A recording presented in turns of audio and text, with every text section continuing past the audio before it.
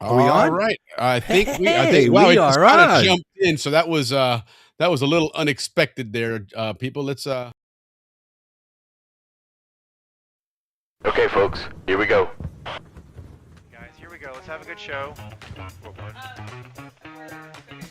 1B, stand by. Okay, Yeah. gas that. Yeah, Take it. take it at midfield. Okay, Just go take right it. now. Okay, Go to well, camera 3. can 3. you Go put- to the Thank perfect, you. just like that.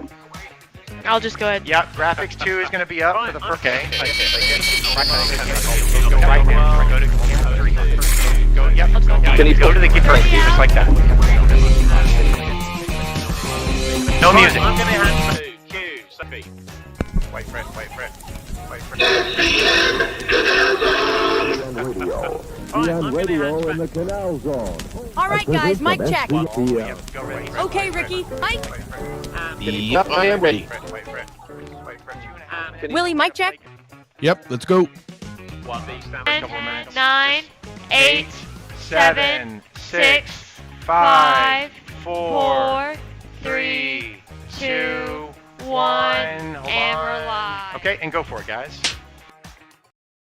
We are finally on. A little bit of a connection thing going on there, but it was spinning and spinning. It was thinking about it and made sure we paid our bills, and then it said you guys are on the air. So It had me nervous. yeah, a little bit. But hey, you know what? It's never a Zonian show if there's not some kind of chaos and whatnot. And there. our But required mulligans.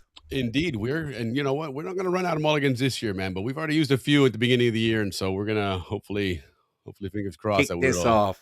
But anyway, 8 p.m. Eastern time, 5 p.m. Pacific time, and 8 p.m. Canal Zone time. It's happy hour at the Balboa Yacht Club. Ricky, happy Friday to you, man. Happy Friday. Hey, Willie, man. Great to be back on the show, guys. As you know, it's a weekly show.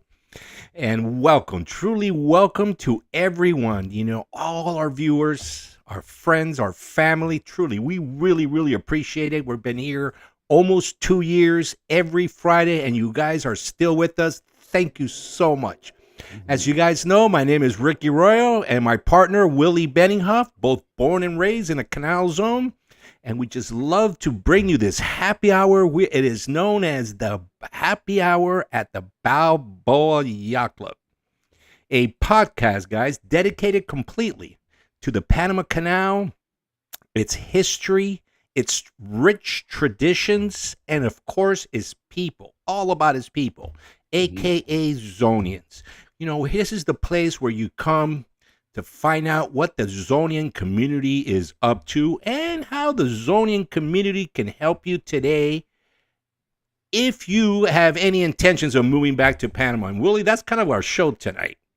Anyways, guys, let's get this show. That is correct. Sorry, let's get this show started, Willie, with, like always, before I hand it over to you, with the toast to all our beautiful viewers. Thank you so much. Salute. Almost 2 years. Myself, I've got to taking some antibiotics. So, but anyway, salute everybody. Yes, salute everybody. Go ahead and take your medicine. But you're absolutely right. This is a great show. You know, a lot of different things coming together. End of the month, as we approach end of the month, we always have our Canal Zone dictionary, which is kind of a trivia. Get to know different terms, different things about the zone and about Panama. And so we're going to do a kind of a hybrid of that this week because, you know, if unless you were under a rock and you know about Panama, you know that last week was carnivals. It's a big holiday in Panama. It's a really, really big deal. So we're going to dedicate the show tonight to those festivities and to a lot of the culture in Panama. You know, some of the food, some of the locations and stuff, and then focus on all that stuff. But before we do any of that, we've got a great guest on tonight who's going to give us a lot of input and color to our carnival and that conversation anyway. But Rodolfo Arias, class of 82 BHS, I recently ran into a couple of postings on Facebook where people were mentioning that they went down to Panama for the Canal Zone reunion, had a great time, and they wanted to get some paperwork taken care of. You know, a lot of people go down and go, hey, what about getting the cedula or, you know, residency or citizenship or buying property down there? Stuff, yeah. Yeah, and several times the same person came up that they got a hold of Rodolfo Arias and he helped them out. So I said, hey, let me reach out to this guy. And you know, I've known Rodolfo since I mean, since way, way young, 7, 8 years old, 9 years old, going to the Fabregas house in Ancon. And then, Wait. I can beat that. Rodolfo's father took me out of my mother's womb, so I know the audiences from second one. And you know what, Rodolfo? I owe you a big slap because your dad did get me hard. Well, is that why I'm still upset? It could be. Yeah, it could be. So Ricky does have a longer history, but nonetheless, Rodolfo he's again BHS class of '82, but he does a lot to help people take care of that paperwork and all that stuff. So we're going to learn all about that here, and then he's going to tell us about the carnival history, especially in Las Tablas, because he's front and center in Las Tablas, and always has been. So should be a good time. A lot of good stuff going on there. Let's say hello to a couple of folks there, and then we'll get into our K-Pasta and move right along, because we have a lot of cool information tonight. And while Ricky savors his cold one there. So, hey, good evening. How are you, Jim, Diane? Good to see you guys. We have been watching. Yes, USA is doing absolutely awesome. Hockey, they're doing good. I've been watching curling, and I know we keep talking about that whole curling thing, and I still want to go ahead and do that. But interesting that you wouldn't think that a sport where you'd have controversy and maybe some chest thumping, but that's what happened the other day in the Olympics with Canada and Sweden. They were getting kind of nasty there in curling, right? So it's don't think that it's not a tough guy sport there, but yes, I have been watching it. It's really cool, and this is when the Olympics start getting really good, right? You start getting into peak. We're at the peak moment right now. Yeah, absolutely. So yeah, that's a good time. I'm looking forward to it. Oh, good to see you, Frank. Yes, absolutely. Good to see you. We're going to talk. I had something on Toboga, but I wasn't able to pull it up. I'll try and get it for next week. Some interesting history about Toboga that I think you'll appreciate, Frank. You'll probably be able to chime in on that more so than we can. But Mark, good to see you, and cheers to you as well. Absolutely. Highly recommended. Yes, there you go. See, and that's what we're talking about, guys. So many people said, "Oh my God, this guy made it so easy to do this." So it makes sense that. We're kind of that window to the Canal Zone a little bit. So it would make sense to have this guy come on here and show some people how easy it is. And believe it or not, guys, it's not just your kids if you were born in the zone or in Panama, but your grandkids also have eligibility here. So it's cool. It's cool to have him on. HB, good to see you, man. Yeah. Yes. And we know the future in Panama is legit. Oh my God. Yes. It's just getting, this place is just flourishing. It's got a bright, bright future. And if there's a place that you want to maybe settle down or maybe get some benefits for you and your family and whatnot, Rodolfo's going to help you out with that stuff for sure. Whopping Leaf, good to see you. Last time for Panama. Everybody's in tonight. Remember, this is the show where everybody knows your name. Yes, that it is. This is, what? This is a show where we can laugh and talk about things that outside of the zone, people are like, why are you even bringing that up? Why is that even important? Why is that street so important? Who cares about that? But you know what, Willie, what's important is that we are who we are, and we always act that way and 100%. and bring out our message that way, because it's important that in history, whenever there people are wanting to know about the history of us, this is what they see, and this is how they see us behaving. This is who we are. Well, we are exactly important, and that's why this is such a great setting for it. Happy hour at the Balboa Yacht Club, because it really is, that kickback, laid back setting. I've been speaking to Lance Wiskowski. He's going to join us with that dredging show. He's going to join us the second week in March. We've already confirmed that. And he's like, well, I definitely want to do this. So, I'm not sure if I can do it. I'm like, dude, it's just Zonians hanging out, man. That's all we're doing. Yeah, people get nervous. They do get nervous because it is a live show, so people do get nervous. But it's fun. But it's once you do it, you're like, man, this was fun. I haven't had one person yet come on the show that after the show doesn't say, hey, man, that was great. Let's do it again. They just, it is. It's fun. It's fun to hang out with Zonians, right? It's kind of like a reunion, but you're kicking back at your house, right? Everybody's got a drink. You want to buy us a beer, feel free to on that QR code there. But yeah, this is that place to just go and do your thing and hang out with everybody. But it's also a place where we learn about the history of Panama. We learn about the history of the Canal Zone, the cultures and everything. But it's also a place where we try and be informative about things that are going on in the zone. And we do that with our good old K-Pasta message. SCN Television presents K-Pasta. And now here's this evening's host, Army Sergeant Bob Foster. Good evening and welcome to K-Pasta. We've got two guests tonight. There's Sergeant First Class Jim Webb. Sergeant swims with the 227th Military. All right, there we go. So that's always that iconic tune. And in fact, earlier when we were doing show prep, and Rodolfo was on, as soon as I clicked on that, telling him, okay, from there we'll go here and do this. And he's like, I remember that. As soon as that tune came on, and if this was named that tune, he would have hit that button after the first 2 or 3 notes. Oh yeah, because it is instantly, such a big part of the Canal Zone. I love it. I'm Yeah. so happy we're using it. Yeah, it's a great tune. It's an easy tune. It's pleasant to hear, and it is one that's very nostalgic, which is what this show is all about, is that nostalgia. So, but Ricky, what do we got going on in the zone or in Well, the Panama Zonians in the Space Coast, aka Grimacing Land.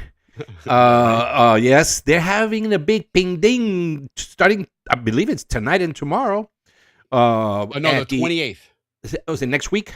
Okay, Yeah, next week. Next week. So don't forget, down in Grimacing Land, big Yes. ping Zonian ping ding. There's 2 events going on back to back. I believe Correct. it's Friday, Saturday. Friday's kind of a hangout, meet and greet, and then It's a happy Saturday, hour. yeah, Right, it's a happy hour. It's at the Hilton Cocoa Beach oceanfront. They got Correct. the Tiki Bar there, which is always a great nice. So it's hangout be a lot for of Zonians. fun. Get you guys started for the big event the following day at the VFW. Yeah, and the VFW, correct. VFW, Yep. that one's on 105 Long Point Road in Cape Canaveral. Okay, 11:30 to 2:30. And then they have something afterwards as well.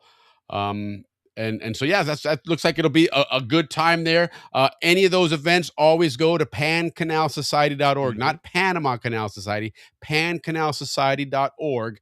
Go onto their website and you can get all the information you need for anything going on there. I thought I had it here at the where's I always It's at the VFW. Carl Orvis always gets that spot secured for a very good rate. Carl Orvis, president of the Canal Zone's Panama Canal Absolutely. Society. Yeah. Yeah, so reach out to those guys if you need any information on the website. Again, if you haven't, guys, make sure you get your registration up to date with the society, your membership. You're talking $1 and change a week is really nothing for a wonderful organization that does a lot for us Zonians. So help them help you. Isn't that what they said? What was that movie? Yeah. Help But you me know help what? you?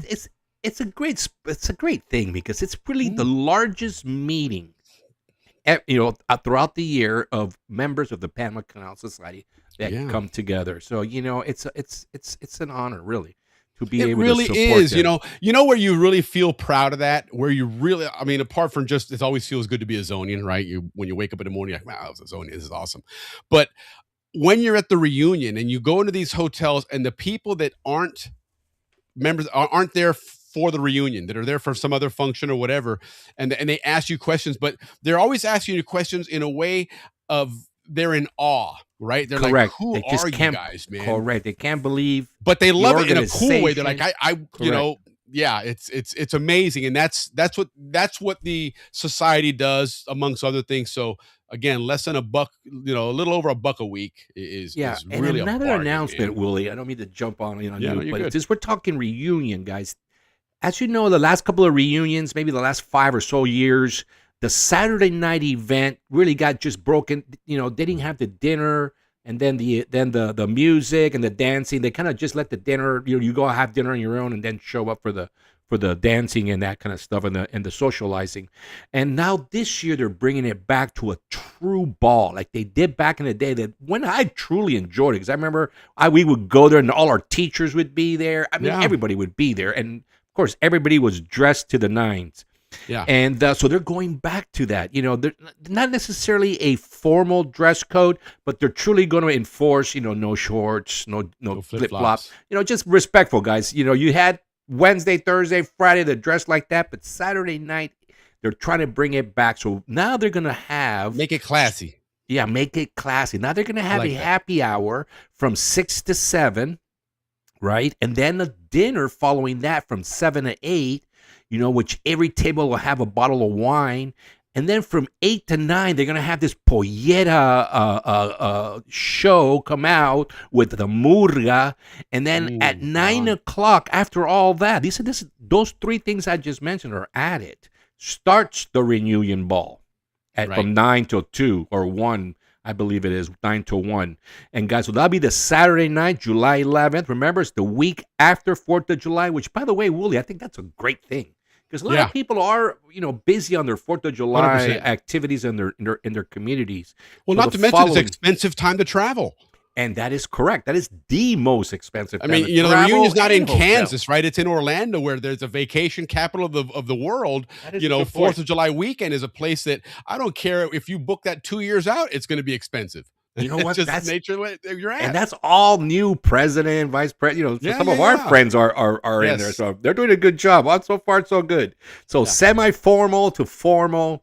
If you're going to reunion, remember Saturday night. Save your energy, save your money. Get into the happy hour to dinner before the reunion ball. Well, that's what I got on our announcements, Willie. Yeah, well, another thing, real quick, Warren Gibbs just sent me this, and he chimed in on the chat here. We'll throw it up here real quick. From they had a tournament here in Tampa. Oh, how the boys do? And well, looks like you sent me something, Warren, but Gold. it Those won't guys never open. lose. But I do have. I'll share this screen at least real quick. And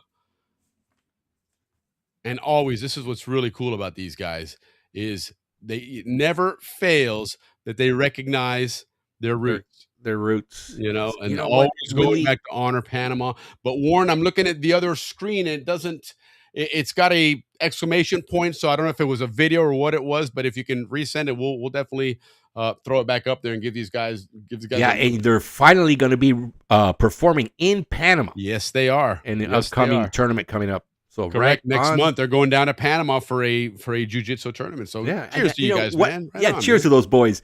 But you know what? We had them on. We asked them, "Hey, do you know other Panamanians?" And they're like, "No, I think we're the only ones on the circuit." And so not now they're only going to meet a that, whole bunch but- of them. Yeah, no, that absolutely. And I guess I don't need to be sharing this whole giant screen here, but I'll tell here's you a- what, that Irish beer is hitting perfectly tonight, guys. that is, huh?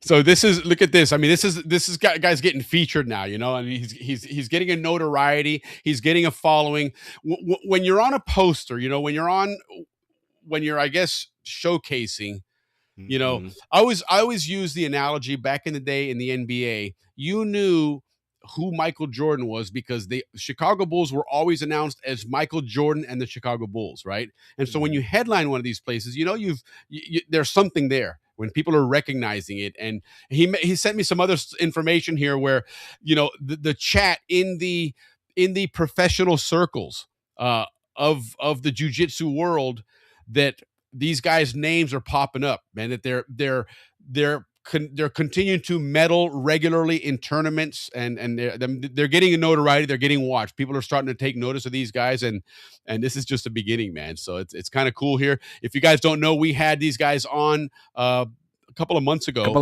Go check it out on our YouTube channel because it's a great interview, man. These guys are really a great jiu-jitsu partnership they got going on there. It's really cool, man. It's really good to see them doing that. Yeah, it's good to see that generation.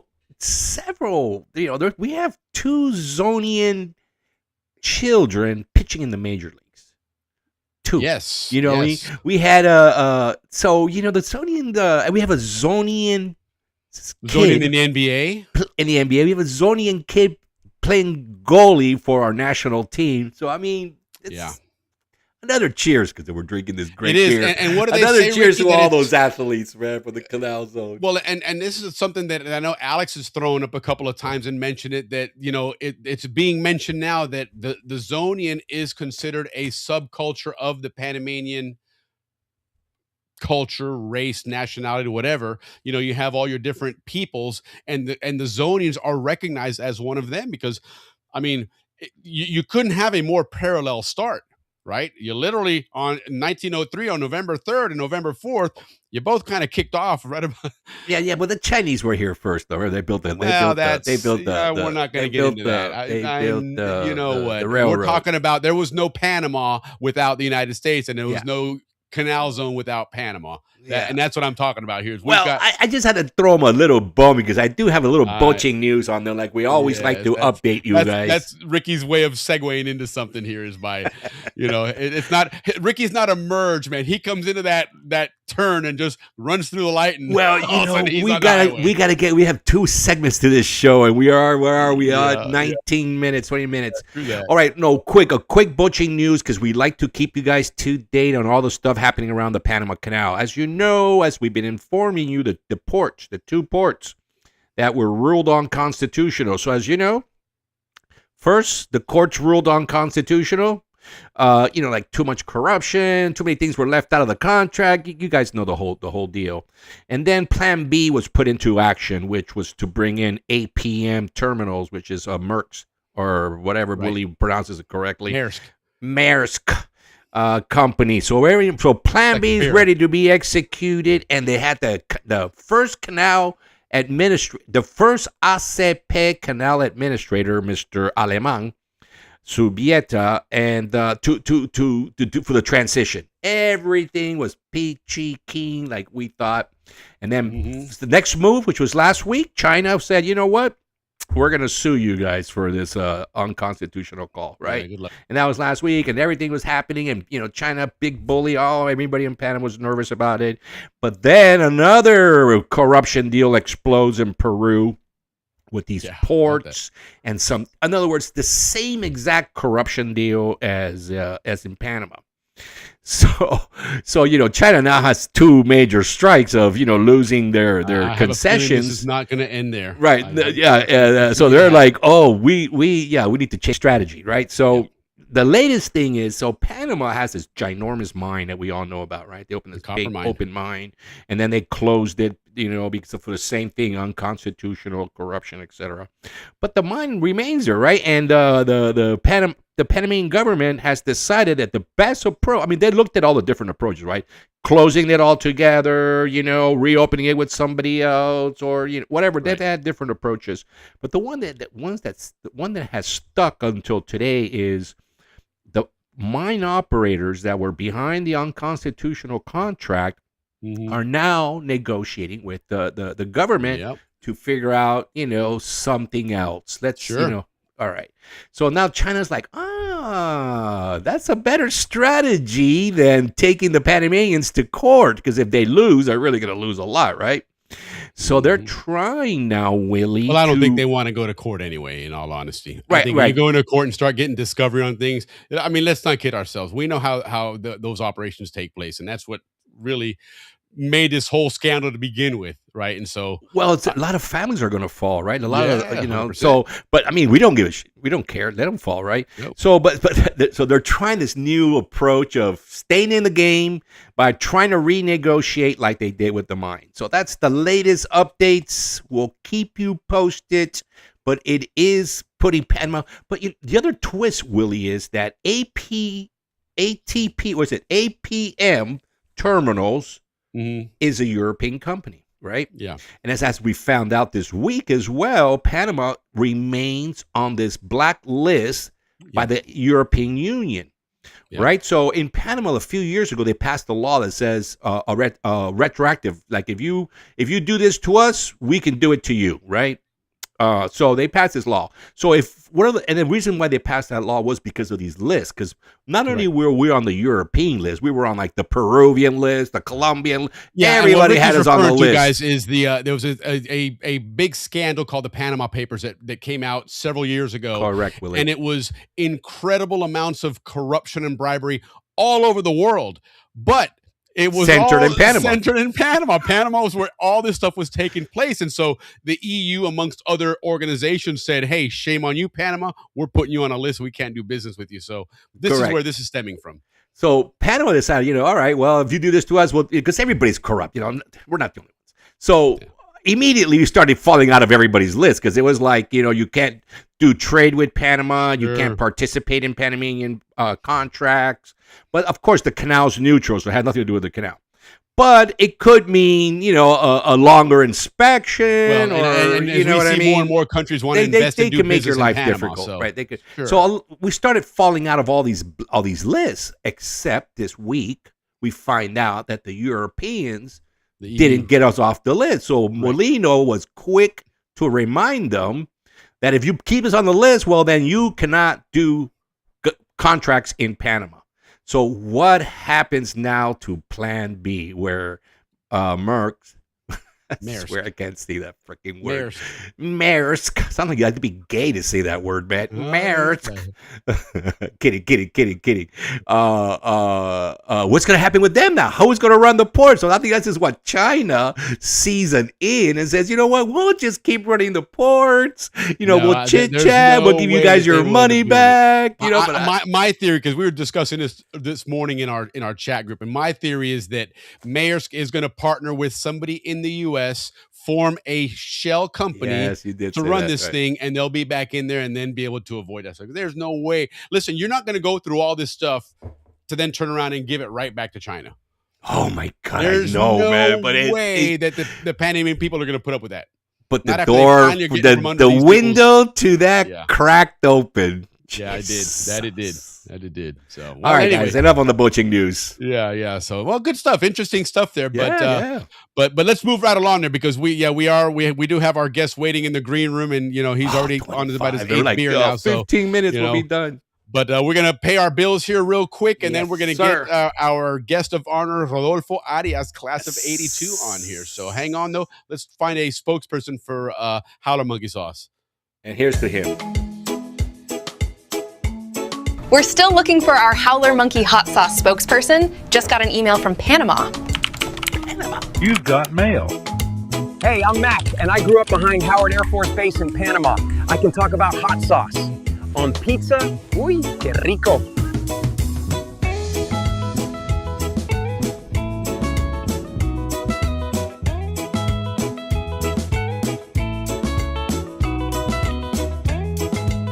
So I just miro la camera and say, I'm Mac. I grew up in these trees next to Howard Air Force Base. Hey, are we really going to Napoli?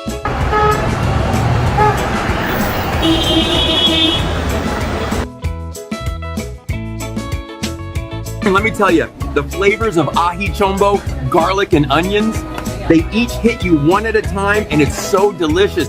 Howler Monkey Original brings the true taste ají chombo of Panama to your pizza game. Do you know a Howler Monkey who can describe the sweet heat of our original with authentic ají chombo peppers, or the fresh punch of verde where habanero warmth meets crisp bell pepper? How about the bold tang of Amarillo, yellow Scotch bonnets blended with mustard seeds? And of course, our hot, the same great flavor as original, fired up with red habaneros for that fire. Our sauces are all natural, no preservatives, gluten-free, pure flavor and pure fire. Are you the next Howler Monkey spokesperson? I love those commercials, man. Yes, indeed. And thank you, Howler Monkey Sauce, for that. We are having some technical issues. There he is. He's popping in and out here. But Rodolfo, welcome to Happy Hour at the Balboa Yacht Club, BHS Class of 82's Rodolfo Arias. How you doing, man? Okay, Rodolfo, you there? You with us? Rodolfo, well, Here we go. always at the end. There we go. You there? Can you hear us? Yeah. All right, there you go. Welcome to the show, man. Happy hour to you, and salute, brother. Thank you very much. I appreciate being able to explain to all the people listening today how simple it is to get your citizenship, and the ways that I can help you do it. Absolutely. Okay? No, the first thing you need to know is that anybody born in the Canal Zone is a Panamanian. However, if you were not registered at birth or by your parents, there is a process that we need to go through, and all of that. Obviously, we can discuss in Absolutely. private. Yeah, no, definitely. We'll touch on those things. Let's give a little bit of context here, and who Rodolfo is first and foremost here. BHS Class of 82, like Ricky and I were earlier competing against Who Knew You earlier. I remember you from living in Ancon, right in that cul-de-sac there, the same place where the Fabregas live. Who else lived there? The Ocañas. Yeah, and Brian and Mike Laverty were there also Yep. until they were next door to you, weren't they? They were next door to my house, right? Yes, and then Villalobos also lived there. Yeah, right next on the other side. Yep, that's right. That's right. And then true. Yeah, so true. But and you went to Ancon Elementary School, or did you go to St. Mary's? I don't remember now. I went to Ancon Elementary, then Corundu, then Balboa. Okay, all right. Okay, right on. And I know, like I said earlier, his father was a doctor at Gorgas Hospital, pediatrician, delivered many Zonian babies. Gynecologist. There you go. Oh, well. My father was a obstetrician. You're right. Yeah, right. But he's the one that gave the babies, right? Because I know he took me out in many Zonian. Yeah, babies. He's the one that took them out. Then the pediatrician received them and took care of them. Got it. My dad was the one that slapped you. Yeah, he's the one that got us all to be straight and well behaved. There you go. No, absolutely. Great memories there. Parita Place. Where's Parita Place? That's where they lived. Oh, sorry, Willie. God, dale, Willie. Yeah, no. I was asking. I was going to say. I think that was the cul-de-sac there, wasn't it? Parita Place. Child cancer would know. Yes, for sure. Yes, that's the name of the street. Yeah. That was cool. Good times there. Yeah, the Fabregas lived there. So, my dad and Mr. Fabrega worked together, Canal Zone Police. And so, Roberto Antonio and I, spent a lot of time together growing up. So I spent, quite a few weekends over there and running around. And that was one of the things that we would go. They were quail eggs, right? Did you guys raise quail? My dad, that was his hobby. Yes. Because he had a bunch of cages and all these rows of quail and tiny little quail eggs and stuff. That was cool, man. Yeah. And he would chase us out. I remember the tables. Your dad used to also do these tables. Yep. True. The tables with the stones, with the rocks. Ooh, quartz. Okay. They were like quartz, right? The shiny rocks. He used to get. He knew the rocks. I never knew about that stuff. And he had a machine that would cut them into slabs, and then they put them in, and they did the tables from zero. And then put like an epoxy over them, right? Yeah. It was fiberglass resin. Yeah. That would make for like a great bar top and stuff too, man. Oh yeah, it would. Yeah. We did that in one of a Marriott project that I did, a Marriott bar that I did. We did the same exact tops. Awesome. Those are very popular. Yeah, no, that's cool. So now, Rodolfo, you graduated BHS and then you came to the States for a while, right, to go to school? I graduated BHS. I stayed in Panama, worked in insurance. Then during the Noriega times, I went to the States. I finished college up there. Came back down, worked in different things, went into politics, was a senator in the Central American Parliament for 5 years. Wow. Okay.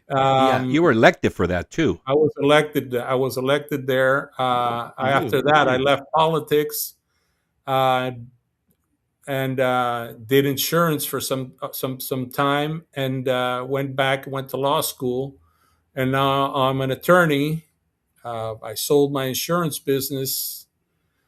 Not exactly sold it. I merged it with another company, and I'm doing all their legal work. So that's basically where I'm a very good foundation. Yeah, absolutely. Well, that's a great way to then kick off what we're going to talk about here tonight. And then Donna had that great comment there, which is kind of what got me to reach out to you when I saw several people posting that you helped them out with this and stuff. So, without obviously going into a long, diatribe on the legalities and what to do here, but, your information's there. We can see on the card there that's behind the comment here, but all your information's on there as well. And of course, you guys can reference it back again. That number there is also on your WhatsApp. Is that correct? That is my WhatsApp number. Okay, so everybody, if you're on WhatsApp, and if you're not, you should be on WhatsApp in 2026, for God's sakes. But anyway, WhatsApp. Especially if you're dealing with Panama. All Panamanians are on WhatsApp. That is just the 100%. Way of communicating. Well, it's encrypted. You can send documents back and forth. And if you're dealing with Rodolfo, you're probably going to want to, send some things back and forth. It's an easy way to do it. You don't have the size limitation that you have with an email. Correct. Oh, correct. Right on. Good to know. Yep. So, but anyhow, tell us real quick then what the scope is of like you just said earlier, who you're born down there, if you haven't done this and you got to do the following, and then we'll kind of switch gears a little bit into some of the opportunities for moving to Panama and what you can do to help out there. Yeah, And then we're going to sure. start talking carnival. Yeah, we can. What I can do for you basically is, if you were born here but were not registered here, I can do the process for you with your help. Obviously, there's stuff that needs to be done in the States. I presented a formal request on some information because a lot of people have their Gorgas Hospital birth certificate, but they were not registered. And what I was told at the beginning was that you have to go through the State Department. And now, when you say registered when they were born, it had to be registered with Panama. Is that correct? With Panama, yes. Okay, gotcha. And most people, I assume, just didn't know to do that. Right. Some people did it, some people didn't. However, it's your birthright. And however, being born in the Canal Zone, I was told at one moment that you have to go to the occurrences section of the State Department, where all these births are recorded, right, and get their verification that it is correct. Gotcha. However, I sent in a formal request asking if the Gorgas Hospital birth certificate would suffice, and I haven't gotten the answer. I thought I would have had it because it was a couple of weeks ago that I asked for that, but they still haven't given me a formal answer. Okay. So on the other side, if you are a registered Panamanian and you have your cedula number and all this other stuff, registering your children is much simpler. Okay. And and grandchildren as well. Is that correct? And grandchildren as well. Excellent. Wow, that's amazing. Yeah. That's amazing. Well, I just got a text. You've got two new clients. Nice. Okay. Right on. Thank you, man. Yeah, we're going to be forwarding their names right now. I'll send you each a case of Panama beer. Beautiful. All right. Beautiful. Two clients, my two nephews. Uncle Okay. Rick, I need his number right now. Two little royals. It really is something that question pops up on a lot of the Zonian social media channels all the time is, hey, how do I get my cedula? Hey, what do I need to do? I can't find my paperwork, or I was born in Gorgas, the first thing you need to know is where you're at that moment. Okay, if you are registered, then all you have to do is go over there, fill out some papers, and get your cedula, your picture. Okay. If you're not registered, then you got to get registered. You can get it through the consulate. I got a question here. Can I get my cedula fully remote from the U.S.? No. I can do all the paperwork while you're in the States, but you have to come down here and take your picture here. Now, let me ask you this. Speaking of that, and this will apply, and we'll do a shameless plug of the class of 82's upcoming Canal Zone reunion next year, okay? But people are planning on going and maybe spending a week or two down in Panama in January of next year. Yes. Can that get done in a couple of days there if they do everything ahead of time? If they send me the information, all of the documentation, I can get it done before they come here. Okay. So how much American lead time do you want Chamber somebody of to give Commerce you? of Hawaii, right? Yes. Hi, saying hello. American Hello, President Mr. William. Hello there. Good to see you. Welcome to the show. Glad to have you. So real quick, how much notice do you want to have to get this stuff done? Because keep in mind, guys, this is around the holidays, right? It's not very hard what you need to get. You need to get, I have to send you a power of attorney, which you have to print and you have to sign and you have to apostille over there. Okay. And then you got to get your birth certificate apostilled also. The apostilled is more like a much stronger version of it's notarized. An international notary. There you go. That's what it is. Okay. It's an international notary. You need to get the passport of your non-Panamanian father or mother, parent, apostilled also. and then there's a sworn affidavit that your parent has to sign, indicating that you got to get a residence here in Panama. I take care of that. Okay. Now, in the event that the person's applying, but their parents are deceased. Okay. In the event their parents are deceased, if they were registered, then there's a different process. Okay. But it's still doable. It is doable. Okay, wonderful. And if they weren't registered? I am working on that right now with somebody else. But first, we have to nationalize her mother's death certificate. Register her mother's death in Panama, so we can go through that. Gotcha. Through that path. So there's other steps, but it is something that is able to be done as well. So don't think that because it happened. It is. Let me tell you something. I had a partner when I was also in politics. I was a manager of a consulting firm through Central America. Okay. And this guy that I worked for was maybe 70 years old. Mm-hmm. His grandmother was born in Coco Solo, and he managed to get his Panamanian passport. So right on. Yeah. So it is doable. It is totally doable. You obviously have experience with that, so that obviously helps. It is well, I didn't do that one at that time because I still wasn't an attorney, but I know how to do it. Right on. Got you. Rodolfo, I'm getting some more texts here. I got a question for you. What about Panamanian citizenship for American spouses of Panamanians? Okay, that is a more complicated process. And when I say complicated, is basically it takes more time. Okay. It was taking from start to finish around 6 years. Wow. I understand that this government has lowered that amount. I don't know what the time is right now. The time frame is right now. However, 6 years. Because you got to become a resident first, and then you got to apply with all. I don't want somebody residents. Overnight to do this thing and suddenly, hey, let's get married and be a citizen and gone. It's like in the States, you get a residency first, you get a green card, and then you apply for citizenship. Gotcha. Okay, makes sense.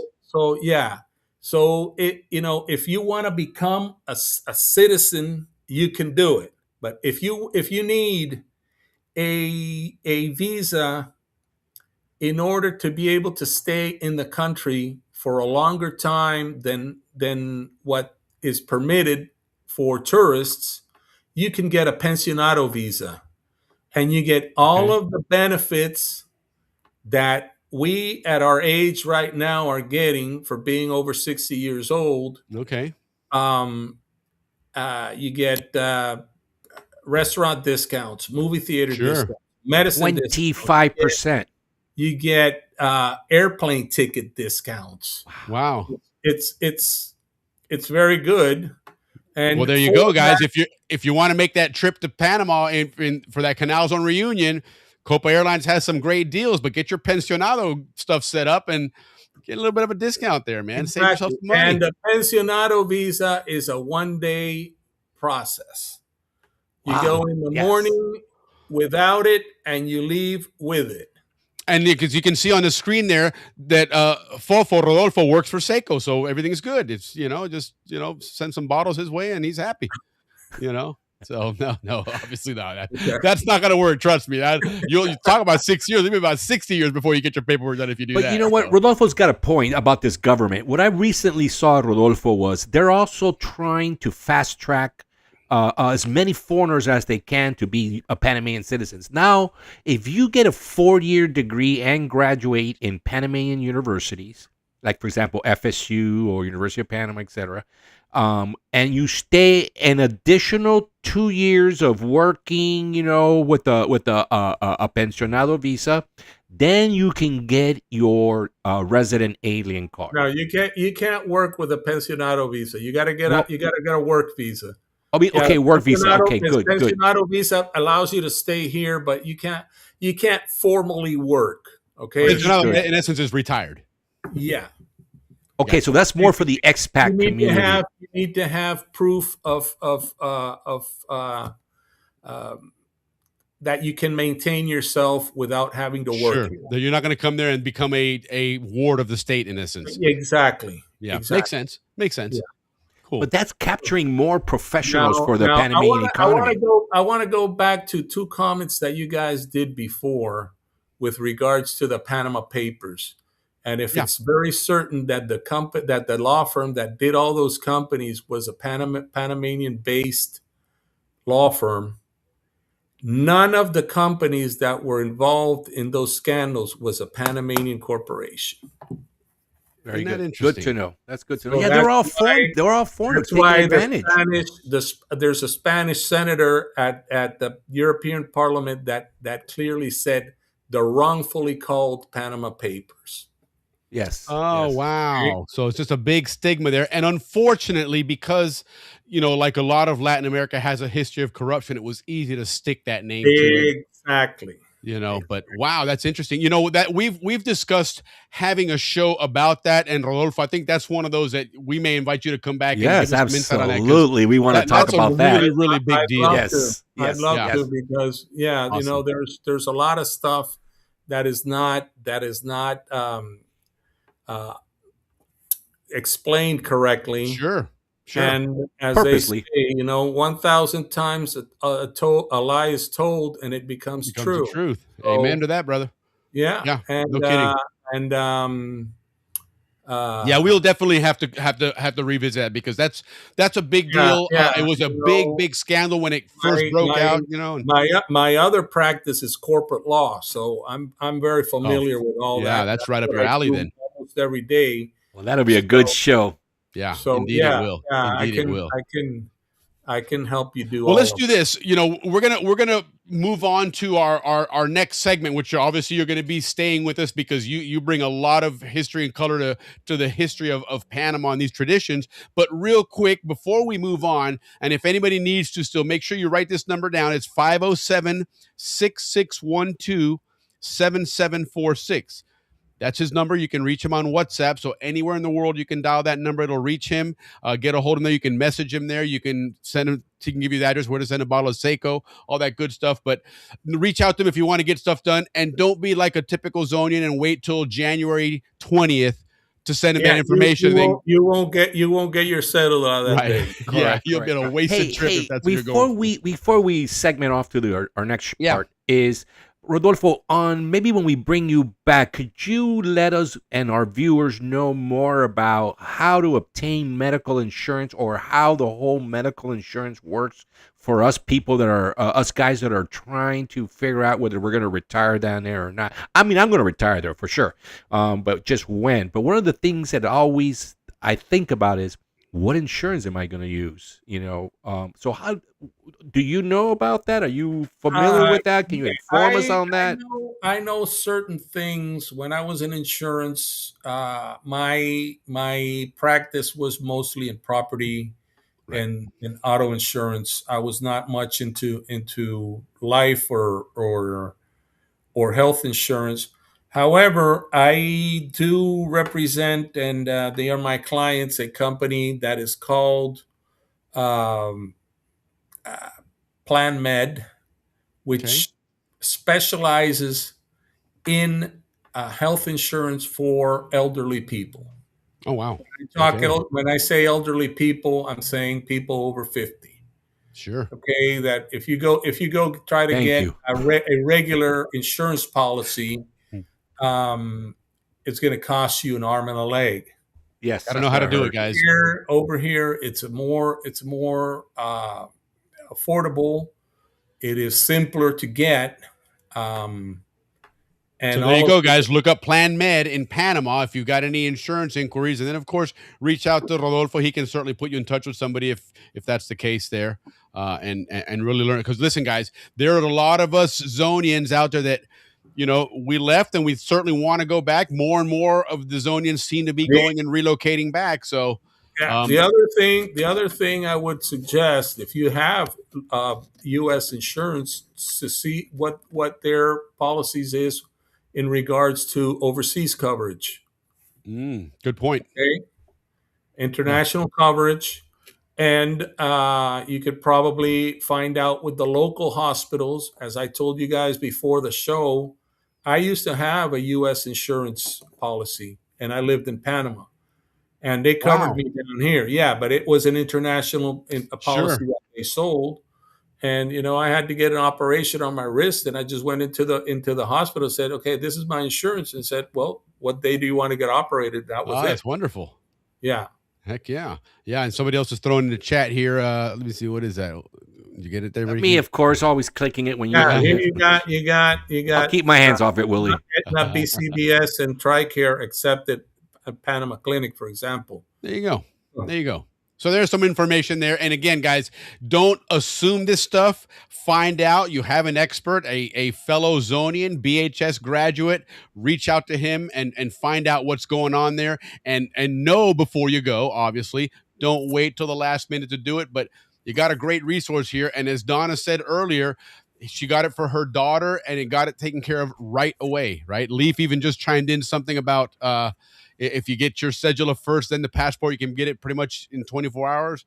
Yeah, if you have your cedula, you can go and get your passport right away. There you go. See, Yeah. There you go, guys. Yeah. Awesome. Good stuff there, guys. So, but let's tell you what, guys, now let's transition to something, and I hate to say something more fun because, I mean, this is great, important stuff, but it's not like, oh, man, it's awesome, but very, very important stuff. But let's have a little bit of fun here, right? Because we're going to do some Canals on nostalgia. Like I said earlier, with the whole carnival and everything going on in Panama right now, the nostalgia is going to focus on Panama, not on the zone this time, except for the first article, which you'll find kind of interesting for the stinky feet folks. But let's do our Canal Zone dictionary with our special guest, Rodolfo, here. Ladies and gentlemen of the Balboa Yacht Club, this is Canal Zone Dictionary. The rules are simple. Define it or be defined. In the blue corner, he's tougher than a Chiva bus ride in the rainy season. Sharper than Sosa Hill sawgrass. As a kid, he almost ran the length of El Prado. Ricky, the Capira Kid. Royo! And in the red corner, faster than a PCC rotary phone, cooler than a Panama beer with no ice. Set a record for 11 straight weeks of being sent to the principal's office at St. Mary's. Willie, the goat of the goalpost. Benninghoff. 2 Zonians, 1 dictionary, no guessing. Well, I mean, you might want to guess. Anyway, only definitions and glory. Are you ready to hear Ricky and Willie say some amazing, magniloquent responses, and in some cases, just plain horse manure? Let's get ready for Canal Zone Dictionary. Let's look for some horse manure here or some magnificent stuff. I think that was the term there. No, there's a Q in there. I can never repronounce that word. Yeah, I don't know what it is, but we'll figure it out because it is a good word and it's it's probably an important word. But real quick, going back to your previous question, my brother Scott. Hey, Scott, how you doing? Hey, Scotty. What about expired cedulas? That I know you can do through the consulate. That you could probably do through the consulate. Yeah, because I've done that. Okay. Yeah. Right on. Cool. Okay, good. Well, that's an easy one then. Right on. Yeah. Love Ring Alivio. Yeah, Ring Alivio was a great game. That's a man. great game. Is that a Panamanian game think or a it Zonian is. game, or is that an international game that everybody else I used played? to play it in Panama and in the zone. But like Costa Rica play that, what I'm wondering, or even Kansas play that. That would be interesting. That's interesting to find know. out. Yeah, but that was a great game, Sheila. No kidding, man. A lot of fun. Okay, so first thing that came up, and this was, what we've done is we take the Canal Zone dictionary, and now there's this Notebook LM, which is a fantastic AI tool. And what we do is you can throw different sources in there. We've taken this dictionary converted to a PDF, so it pulls quizzes and information out of it. And some way, shape, or form, this came into that conversation. I'm not sure why it was, but I just found it interesting anyway. And it was talking about the hot closets, and those lights. And again, it's like a lot of things that we come across in this show. As we learn about them or that we see them, we're like, oh yeah, I remember that. It's just kind of one of those things that faded away. So the word on this one's called a hot closet, right? Yes. What is a hot closet? Got it. Yes. Understood. All right, that's a good one. And so what it was because of the extreme humidity and the different, mold and bacteria and everything that would grow, they had the term they use there, beards of mold growth coming out of the shoes. And I think, for a lot of kids, especially when you go into puberty, you get the funk in your shoes, man. I think we all go through, my kids went through it, it's just one of those things. And obviously in Panama, especially with all the humidity and the mold and everything. So what they did was you had to create a warm, dry environment. And so in a lot of places, they had the light bulbs. You remember going in the closet, different areas in your home, and you had a light bulb that was always on. There was no light switch anywhere to turn it off. And, what the hell is that all about? And it was one of these here. Now, Rodolfo, you were telling us that in your case, it was a little bit different. It wasn't a light bulb. It was like a metal bar. Okay. But it was always hot. It had a protector so that one wouldn't get burned. And we also had one in the cupboard where we had all the spices. So makes sense. Yeah. So the salt was never clogged up or right. Moist. All clumpy and everything. Yeah, I can imagine. So, and let's see here what John's saying here. The heat lamps bulb or screw in the heaters, they had a wire. Yes, they did. So you wouldn't get burned. I remember those. And it was always bizarre because as a kid, you pay attention for a few minutes and then you go and do something else. But there wasn't a light switch anywhere to turn it off. Right. Those things are always on. And I guess in my case, I was one of those that didn't sleep well at night. My brother used to love to put on Creature Feature at night and scare the shit out of me. So, a light coming out of the closet was A-okay with me, man, because the darkness is a part I didn't dig too much, man. But I just thought that was kind of an interesting way to kick this off. Wasn't really the traditional Panama we're looking at there, but nonetheless, it was like Paul saying here, kept the mildew away. It did, it was effective. I remember, not related to that, but a place where you could keep some of your stuff dry in Panama. I would see a lot at my aunts and uncles' houses. Was you'd put some of that stuff in your oven, right? You'd keep certain stuff in the oven because it would keep there. Yes, the oven was dry. It was a place that was, for the most part, dry, and so my aunt and uncle kept a lot of their stuff would be in the oven when they weren't cooking with it. But and the piano is also an interesting fact there, right? To keep that from being out of tune. Now, the other thing that we saw on here, and Ricky and I were talking about it. You see at the bottom of the screen there in the middle, it says "free commission electricity." To encourage constant use, the Isthmian Canal Commission provided free electricity to employees. Now, the fact that it says the Isthmian Canal Commission means this was probably a long time ago because, the ICC ceased to exist a long, long time ago during the American era. But, I do remember talk of some of the privileges of being a Zonian is that you got a lot of freebies or a lot of very inexpensive things. And so, you had your air conditioning running all day long. All day long. You couldn't do that in Panama. Right? Brought my motorcycle upstairs to the AC when it went there. Yeah, no kidding. Heck yeah, man. No, it's true. The climate in Panama is not forgiving. Let's not kid ourselves, man. It is humid. If the first time you go back to Panama after having left for a long time, you don't even have to get out of the plane to feel it. As soon as they what's amazing is when you come out of the airport and it truly slaps you. I mean, it really does. It truly hits you. Pow! Like you ran into something. Yes, and like that graphic shows. Truly, it's just like you're running into a sheet of water. Yeah, no kidding. No, it really was just like that. It's frustrating, especially imagine for Rodolfo, you're going out to a big meeting somewhere with your lawyers and stuff, and you're sweating, man. I mean, it's just I don't wear a suit and tie anymore.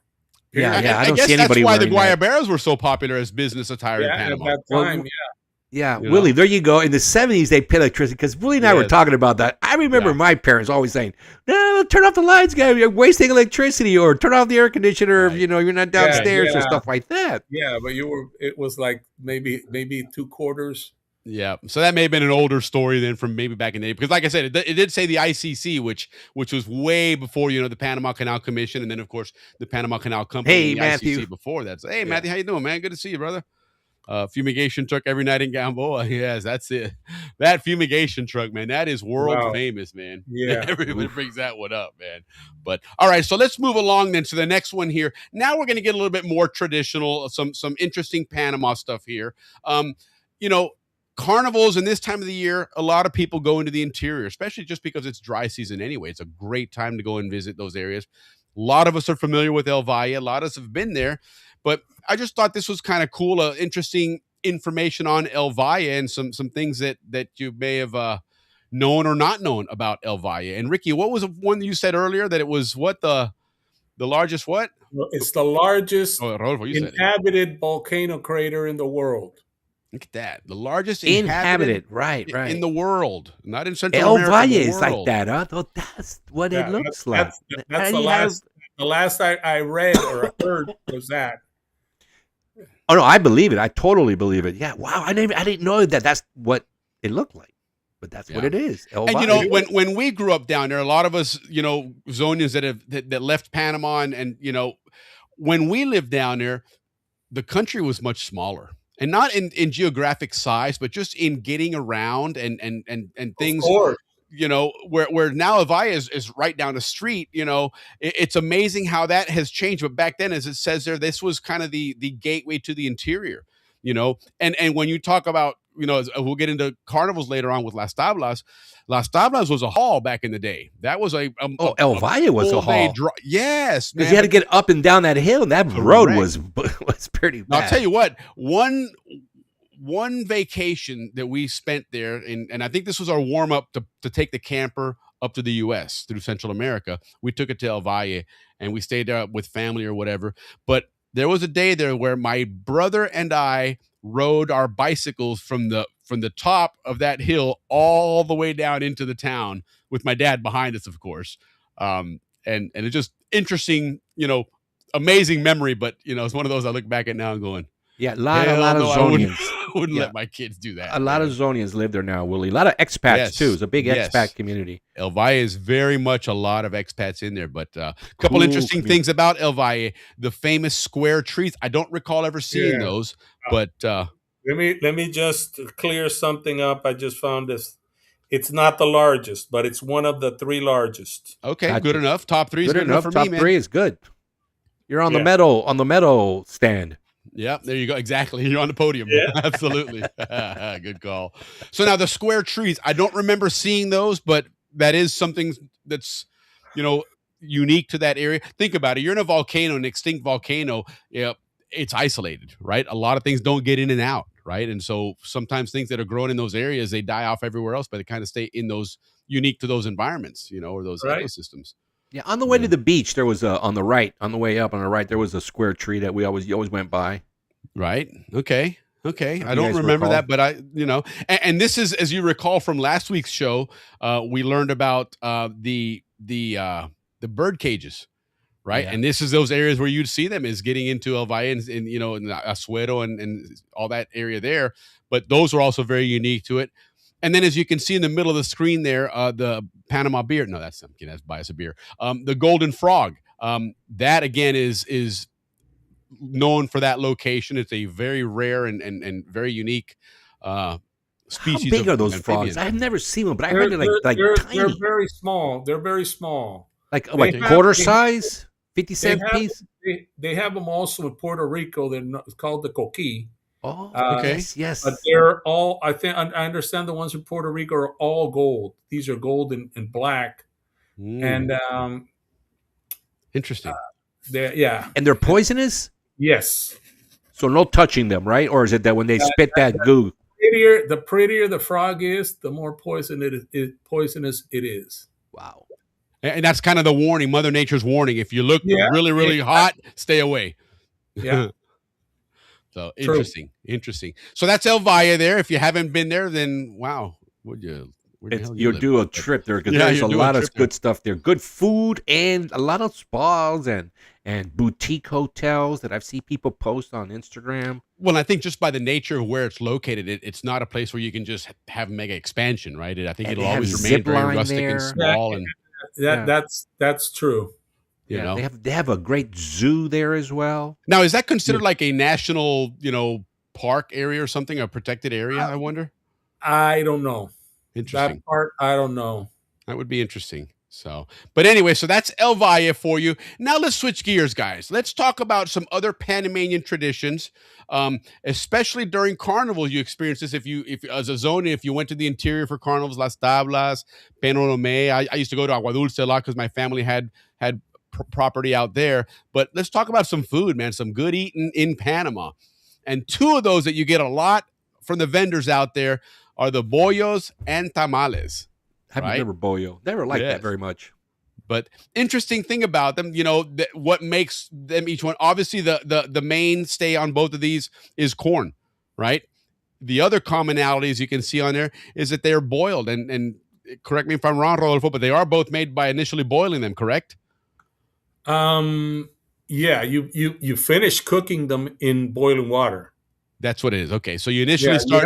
You have the cornmeal. And then you if it's a tamale, you fill it up with pork or with chicken. Yep. And other stuff, and then you wrap it around in the leaf and you put it in the water to cook the meal, the cornmeal, because the pork or the chicken is already cooked.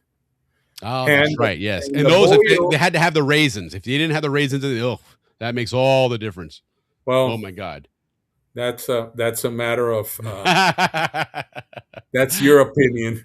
We're gonna have a parliamentary objection here, but there you go. So the tamales are in a banana leaf, whereas the bollos are actually cooked in the corn husk. Correct. In the corn husk, exactly. Yes. But they're both, banana leaves are they come in handy. And the tamales are the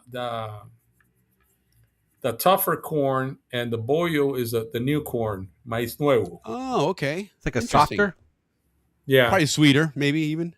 It's sweeter. Yeah. Okay. It is sweeter. Yeah. So of the two of them, I think for me the tamales, I think was probably my favorite of the two. Yeah, for sure. Me too. I never really liked bollo. And but like you chew that forever. Probably. Well, when I imagine in the interior back in the day, and there's probably an easier to cook and easy to transport and keep and eat. So it's probably good food, good eating there. Yeah, Eric, appreciate it, man. We're trying to, this year we've really gone more towards the information, the nostalgia. So well, and we've got good sponsorship for all this AI cool stuff that we're doing. Yes. Yeah. Thank you very much for that, guys. Thank you very much. Yeah. All right. Frank's telling us bollo smothered with butter. Okay. Right on. There you go. Yep. Hey, Frank Alberga. And I have heard that on some of these, or no, it's not for this, it's for something else. I'm not going to spoil it and give it away now. But so now bollos and tamales. I'm the tamales guy myself. I'm not so much of a bollo guy. But there you go, guys. Next, if you're class of '82 going down to Panama, now you know which one to order, man, and get the tamale. You'll like get that your one better. Tamale, yeah. Banana leaf. Many use for banana leaves. Now, this one, everybody knows about it, but we're still going to chat about it a little bit because this was something that helped many, many people in the zone, probably Saturday mornings for sure, maybe even Sunday mornings. But, when you had that long night out, boy, nothing like a good bowl of sancocho. I can talk sancocho all day long. That is my number one dish that I cook. For any of you ladies are interested in marrying me, you're going to be eating a lot of sancocho. There you go. If you like sancocho, you got to marry Ricky then. Okay? Right on. So sancocho. Couple interesting things about sancocho. Very simple to make. Here's one of them. And when I started looking at the ingredients on this thing, right? And just, again, curiosity. It wasn't like I was looking up a recipe to cook it. But I always remembered the term culantro. Yeah. And then I get here to the States and everyone's like, no, dude, it's cilantro, man. I don't know what the hell you're talking about. And so forever I was like, okay, well, I guess one was a Panama version and one was the name of it in the States. No, it turns out culantro and cilantro are two completely different things. Yes. Yeah. So unfortunately, we have to use cilantro here, guys. Yes, correct. Yeah, you can't find culantro hardly anywhere here. But they have that, the ñame, which again, this one, I said this, my wife has been on a sweet potato craze. We're trying to switch over to a Mediterranean diet. Which I don't know how the hell that goes to sweet potato. I don't think those two are synonymous. But anyway, she's on this sweet potato craze and she's she's putting that shit in everything, man. It's just incredible. Actually, some of it's pretty good. But anyway, I didn't know that was what what Recao. ñame was. Ñame is sweet potato. And so No, they're it's not. That's No, what it I was says going to there. say it's No, a it's different not. color. No, it's Yeah. not. No. So What ñame is- is not okay because it says yam. No, and not- they call Yeah, I it- know. I they saw call that it too. Yam, but it's not okay. that. Because It's I would not. imagine that, and sweet potato probably wouldn't be something that would be synonymous with the Panama region No, anyway. at least here in Panama, ñame, I mean, sweet potato is camote. And it's orange. Okay. It's orange in color or purple. Well, I'm going to give a B rating to Notebook LM because they just made me look like a fool. Yeah, no, I saw that too. But there is a yam that's orange, and I think there is. Well, the yam is orange. The though. sweet potato and yam are the same thing. Yeah. They Okay. call- Okay. they Yeah. call the ñame, and this isn't the first time I've seen it called yam, but it's Okay. It's not the same thing.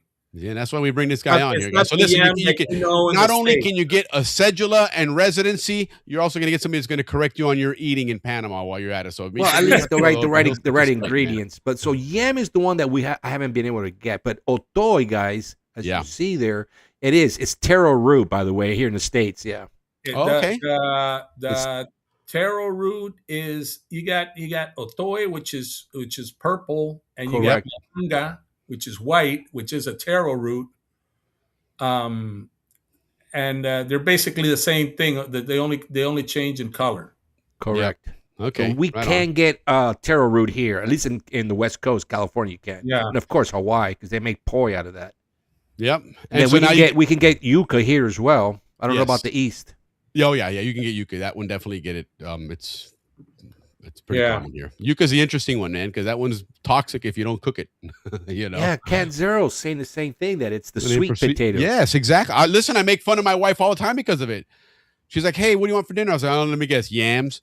And she's like, "Oh, sweet potatoes." Yeah, it's called a yam here. That's All right, Yeah, I'm gonna that's try what that I- on my next. I've sancocho. always known sweet potatoes as yams, but ñame, Yeah. I never known the name in English for it. So okay. We're gonna have to find that one out. And Father's Engineer on the Tugs made a great sancocho. Always needed yucca. Yes, right on. Yucca So we're gonna yam, find out what that whole yame thing is, and see which one the actual real name is on that. But real simple to make: chicken, water, salt, culantro.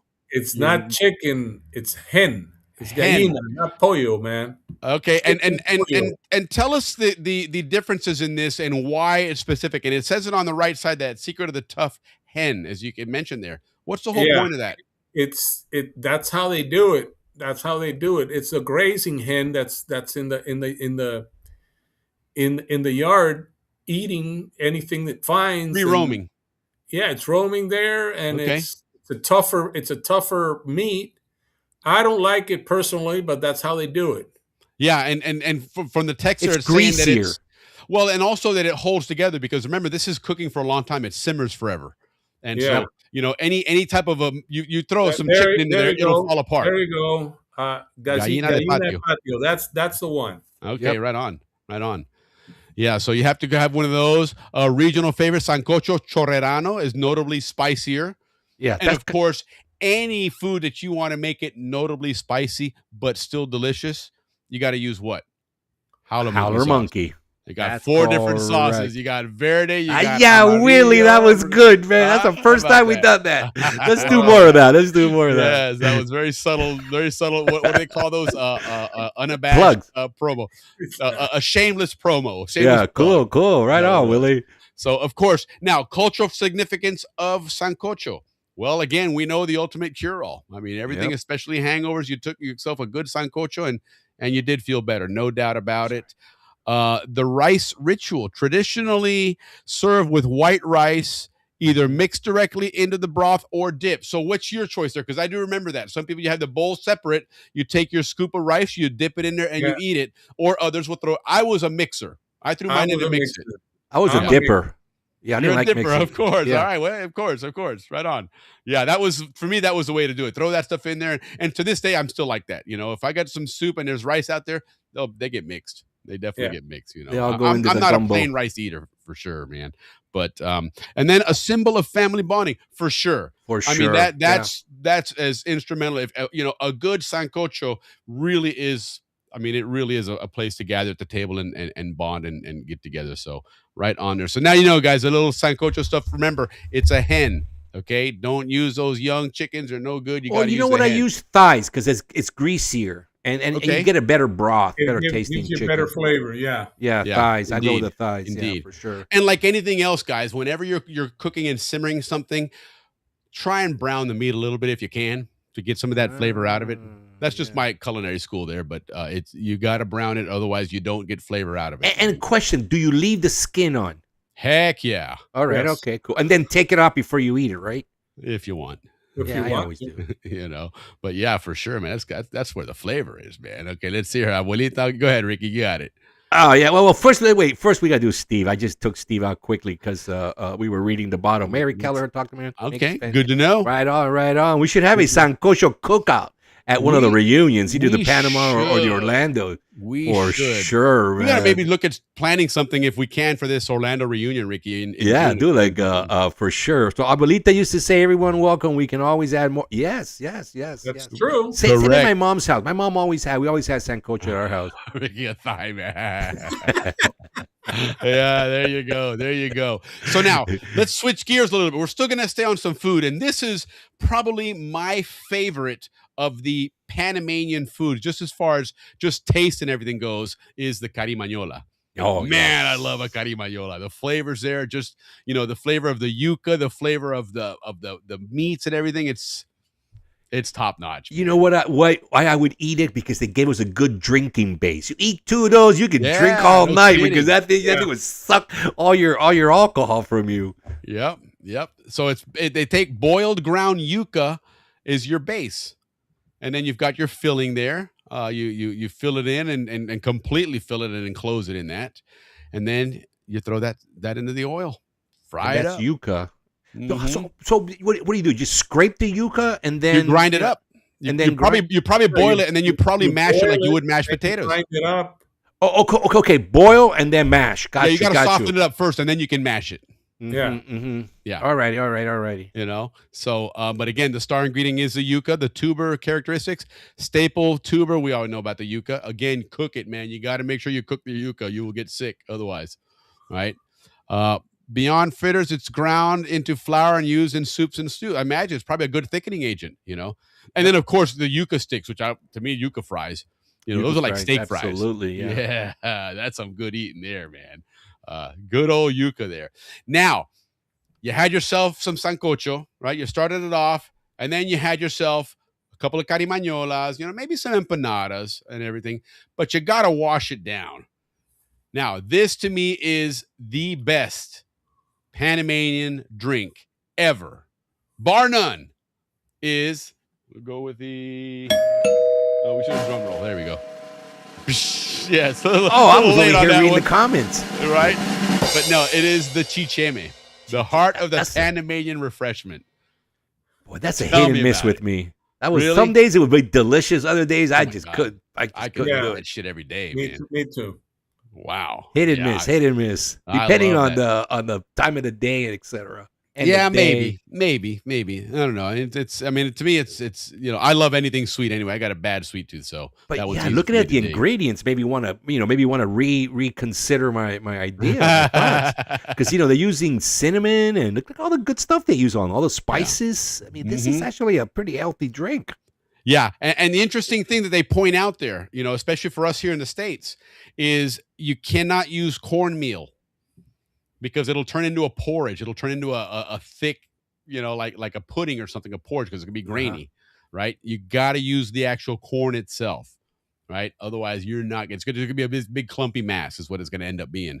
But yeah, let me tell you what, man. During baseball season, dry season, God darn, man, a chicheme, when that guy came by with the carretilla, that was a good drink there for sure. Yeah, I love me a good chicheme, man. And it's similar to that Asian drink that has all the little balls at the bottom. Yes. You know what I'm talking about? Yes, yeah, the bobo. Bobos, yes. Yes. Now, here's something cool. It's showing here on the screen some legendary locations and traditions with chicheme. Okay, La Chorrera is the epicenter apparently, and chicheme is a chorrera It's associated with. Yeah, it's the chorrera chicheme is probably the most famous one. Okay. So so the relationship is there. So in La Chorrera, reputed as a drinks home, especially at the famous Chichemito or Las Abejas. Right on. Never heard of those Chorrera's places, but- got two spots to stop by. You got Queso Chela, Yeah. world That's- famous. That's Capira. And now Chichemito. Oh, there you go. That's Capira. But Yeah. but either way, in just a couple of years, you'll be able to get there in no time at all on the metro. Go under the canal and Oh, everything. you're going and to in take just a the few minutes, metro. you'll be there. Yes. You know, a couple of regional variations. Pedací version uses whole unminced corn. Interesting. While Capira, there you go, Ricky, your hometown. Capira is famous for queso chela's recipe. There you go. Oh, so There it's it not Chorrera's, Capira. Yep, it's Capira. Well, Famous- everybody knows where it is. You're Yes, not of going to. course they Everybody, do. we all know what queso chela is. Yeah. Most famously served with ice cold, though it can be eaten warm like porridge. Yeah, I'm not sure about the warm like porridge bit, man, but the ice cold for sure. For sure. About the only time you'll see me put ice in milk would be if it's a chicheme, just because you got there's something about the cold that really that's the flavor there. But all right, somebody threw a comment earlier just a moment ago asking about The reunion. when and where the reunion. Important. Okay, yeah. So we talk about two different reunions here. The Pan Canal Society reunion is held in Orlando every year. This year, it's going to be the second week in July. I believe it starts either the 11th or the 14th, something like that. Again, pancanalsociety.org. You can get all the information for it. Make sure you register. You have to be registered with the society, not to show up because it's a hotel. Anybody can go and stay at the hotel. But just as Ricky's pointed out before, you know, it's a great hotel, a beautiful location. If you go and stay there for 4 nights and you have lunch and dinner there at least twice, your entire membership for the society is paid for the year with the discount you get by being a society member. That is correct. Okay, because it is a substantial discount, and this is a kind of a pricey hotel. So just that alone will pay for the membership there. You get that Canal record every few months, and just it's a great way to stay connected with your Zonian friends. But make your plans for that reunion, and then in Panama, it's becoming now an annual thing. So you got it, you know, beginning of the year, end of the year thing in Panama at the end of January. I think this year this upcoming one is slated for the 20th of January, if I'm not mistaken. But they have the Canal Zone reunion. They just completed the last one there, so you're not going to hear anything anytime soon. And we tend to give a lot more love at this time of the year to the Pan Canal Society reunion because it comes up in July. Once that one ends, we'll switch gears then and start, you know, pushing and promoting the Canal Zone reunion. But they're both great reunions to go to. The one big difference, Canal Zone reunion in Orlando is a get-together reunion. It's a place to see a lot of Zonians. The numbers there definitely are bigger than the Panama one for obvious reasons. But it's a place where you're really going to go and hang out and just relax and just have an enjoyable time. The Canal Zone reunion in Panama is a very much an experiential reunion. You're going to go on a lot of different outdoor trips. You don't stay at the hotel a lot like you do in Orlando. You take trips on a Panama Railroad. You take trips through the canal. There's golf outings. There's just a lot of different things that are outside of that hotel. So that is probably the biggest difference is the things that you're going to see there versus in Orlando, you're going to visit people and reconnect with people. So both of them are fantastic reunions. They're both a lot of Lots hard of work is put activities. into them. Yep. And yes, they're both fantastic. They're a great time. If, you know, I have the good fortune of living in Florida, so I can always attend this one here, even if it's just for a day or two. You know, Panama is a little bit different, but either way, you know, try and make them both if you can. It's a great to keep that Canal Zone legacy going. Yeah, I got a little dictionary for you guys here. Speaking All right, of let's hear Canal Zone reunion Okay. and all that, you guys know what a sopa borracha is? I mean, Mr. Arias, I know you know it, but hold on one second. Anybody out there know what a sopa borracha? This is an incredible find on our Canal Zone dictionary. Okay, guys, sopa borracha. What do you think that is? Ricky's throwing it out there. See what you have in mind. I know you've heard of it, and it's probably different versions of it in different places, but obviously the literal translation is drunk soup.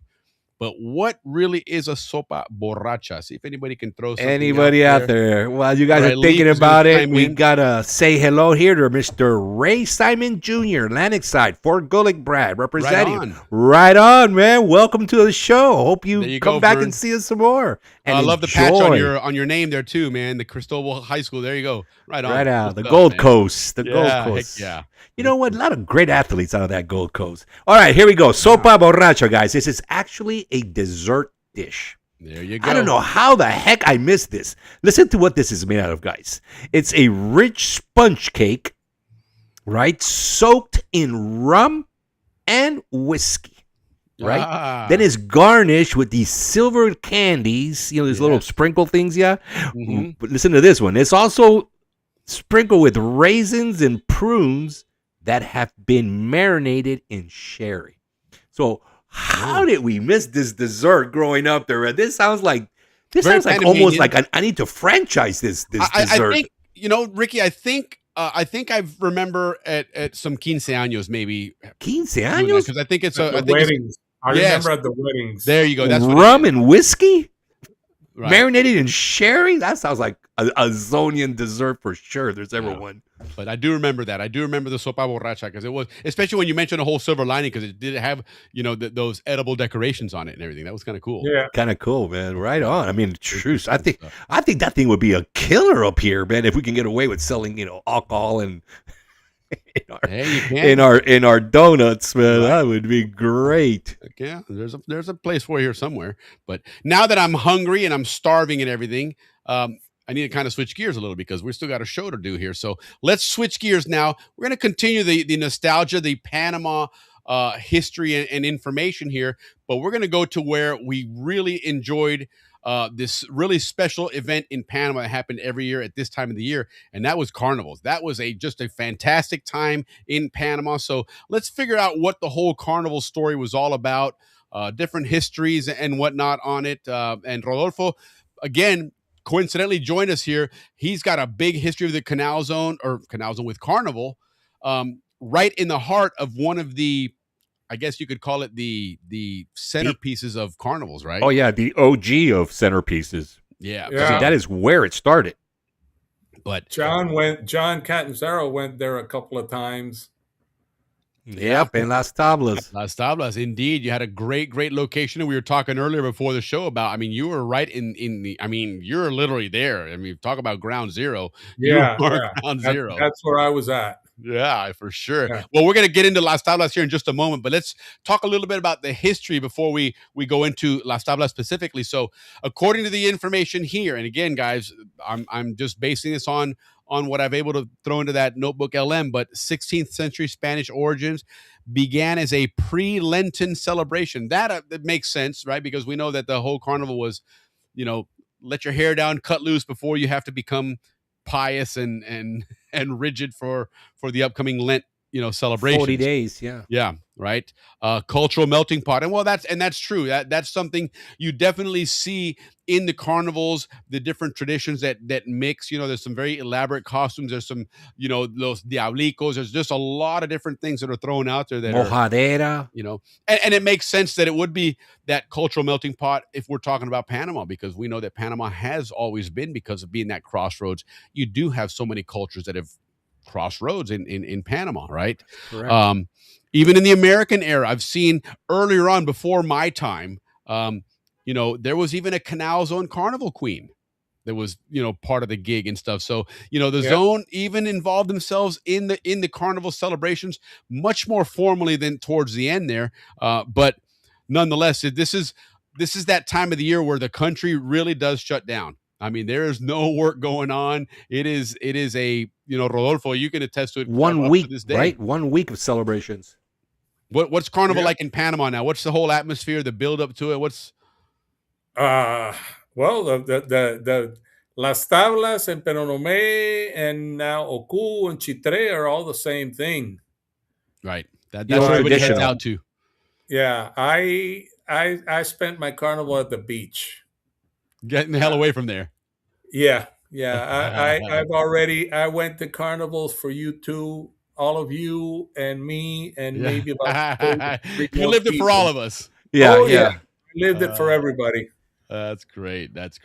Well, a couple interesting pieces here, and then we're going to go talk about the polleras and all that stuff, and then we're going to get into some of that Las Tablas action and some other Penonomé and a couple other cool stuff here. But a couple interesting things here. The Carnival Queen, in a lot of your towns and in your region, your cities, they have a Carnival Queen, and that's a big deal.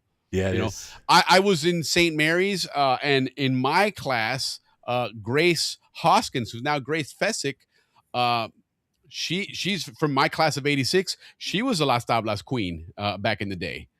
So it's a really big deal. That's one that we want to maybe talk about outside of this whole carnival conversation with you one day, Rodolfo, because this is something that goes, it's almost a year-long thing for the Queens, isn't it? Oh, yeah. Yes. I mean, there's fundraisers, there's events. I mean, it practically begins like next year's carnival. Are they getting ready to start now already? They've already started. Wow.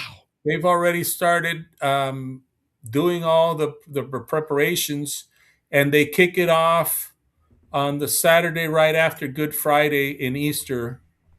Okay. With a matanza, with a big party where they start raising money. Sure. It's not cheap to be the queen, and it's a year-long process. Yeah, Now, it's amazing. I don't know if this is the right time to ask this, but what is the deal with Calle Arriba and Calle Abajo? Okay, that is a rivalry that began in Las Taulas. Other places have adopted it, but it began through religious dealings. Part of the town was rooting or backing or saying that they wanted X saint to be the patron saint of Las Tablas. Okay. The other side wanted another one, and they would come out during Easter, and everybody would be, like this was in the 19th century, and the priest of the town said, you guys have to, and they switched it to carnival. And basically, one place was Calle Arriba, the other one was Calle Abajo. So it was a war for a patron saint. For the patron saint. And then they chose a patron saint, which the patron saint of Las Tablas is called Santa Librada, and it still is. And for carnival, it's Calle Arriba and Calle Abajo. But that in Las Tablas that's a year-round thing. Right. Like in schools and sports and like politics. You just said, everything, it's if you have somebody bidding for a construction job, you want to do remodeling in your house, and you're from Calle Abajo, and you got a Calle Arriba guy bidding and a Calle Abajo guy bidding, the Calle Abajo guy's going to get it. I see. Right on. Okay. Yeah. Traditions, everybody. So it's Traditions. a town rivalry that just manifests itself in the carnival. Reform. It never stops. Yes. That's great. That's interesting. And then of course, a couple different things they talk about there, las tunas, okay, or tonadas, and these are those big band tunes, right, with the trumpets and the trombones and the drums and everything. The murga, they call it. Yeah. Yep. And there's actual songs. If you go onto YouTube, you look these up. You put in there Las Tablas Tunas, and you can see there's companies that'll put it out there, the actual songs with the lyrics, and it is, if you're part of that street, the tune, and you go out there and sing. Now, let me ask you this: do they meet in the middle somewhere, or do they all each do their own thing? No, they each do their own thing. That when they have met, it hasn't been pretty. I can imagine. Yeah. Yeah, that's right. Oh, this is all good to know. Look at what John put. Let's see. Look at what John wrote. Yeah, right on. Exactly. Yeah. I can imagine. And like you said, it plays over into business as well, right? If you need me to do that job, but you're Calle Abajo and I'm Calle Arriba, I'm going to do it, but I'm going to charge you a little more. Wow, I didn't know that. But that's good. Good to know. It happens that way. Yeah. So now you guys know if you want to be an expat and you want to move to Panama, you find out who that home builder is. Are they Calle Arriba, Calle Abajo? And you better put the right hat on. Otherwise, you're going to get ripped off, man. It's like the Crips, right? The red and the blue, right? You have to watch out what you're wearing. That's good to know, man. That's awesome. Do they have, speaking of that, like Ricky just said, do they have colors? Are they traditional colors for Arriba versus Abajo? No. Okay. No, they don't have colors. Right on. Good. Okay. Good, for example, when you have the procession on Good Friday, Right. You have the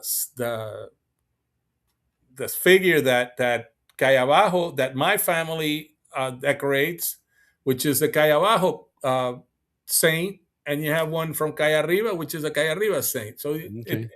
even for religion, it's part of that. Okay. And so you guys are calle abajo. Let me ask you this. Is there ever an instance where somebody is calle abajo and living in Las Tablas, for example, and they move to a calle arriba area? Do they have to switch teams or? No, You know, no. because that might be a You little were tough born, for living in that neighborhood. you were born that way. And You're gonna arriba die or you're that way. abajo. That's it. Right, Yeah, wherever yeah. you go. Okay, it's good to know. I never That's knew cool. this. You know, being a Panamanian, I Interesting. never knew that. That's the way it was. Yeah. Okay, now, so tell me how that I kind of know more or less the days of the carnival. It starts Friday technically, right? Or does it start Thursday? It starts Friday. Well, Thursday's like a pregame. the official day is Friday, but you got people in the park practicing the tunes since maybe Wednesday. Okay. Okay. So, and it's normally as it is in the rest of the world, Brazil, New Orleans, and Trinidad and Tobago, they also celebrate it at the same time, which Sure. is the 4 days before For Lent. Ash Wednesday. Yeah, right. And In other marks words, the get your beginning of Lent. debauchery out of the way before you have to become Exactly. serious with the Yeah, Lord. because you always got to give something up for Lent. Yeah, If you're correct. Catholic. Correct. Yeah. Now, the one that I think a lot of people can relate to, only because, especially as a young kid, this was always a lot of fun, is the culecos. Okay, and the culecos are, like most things, it seems like it got it started in Las Tablas, but that seems to be a general carnival event across the range. Everywhere they celebrate Carnival, there are culecos. And culecos basically is the water wars, and basically Yeah. water. Oh, that's what culecos are. Yeah. Yes, and that's great though. Let me tell you what. In February, with the dry season in Panama at 12 noon, you got 500 people in a crowd somewhere. Feels pretty damn good to get that water hose thrown on you, man. Oh yeah. You know, I remember as a kid, our family, we would go to Agua Dulce. We had family there that had property there and whatnot. And my brother poured a bucket of water on some lady, and they were going to arrest him. And everyone came out like, "What are you talking about? It's mojadera, it's culecos, you know." And I think they backed up. I think it was because he was speaking English, and maybe thought he was a gringo or something. But I'll never forget that, because at one point they were really ready to take him away. And people, what's the matter with you people, man? It's Saturday.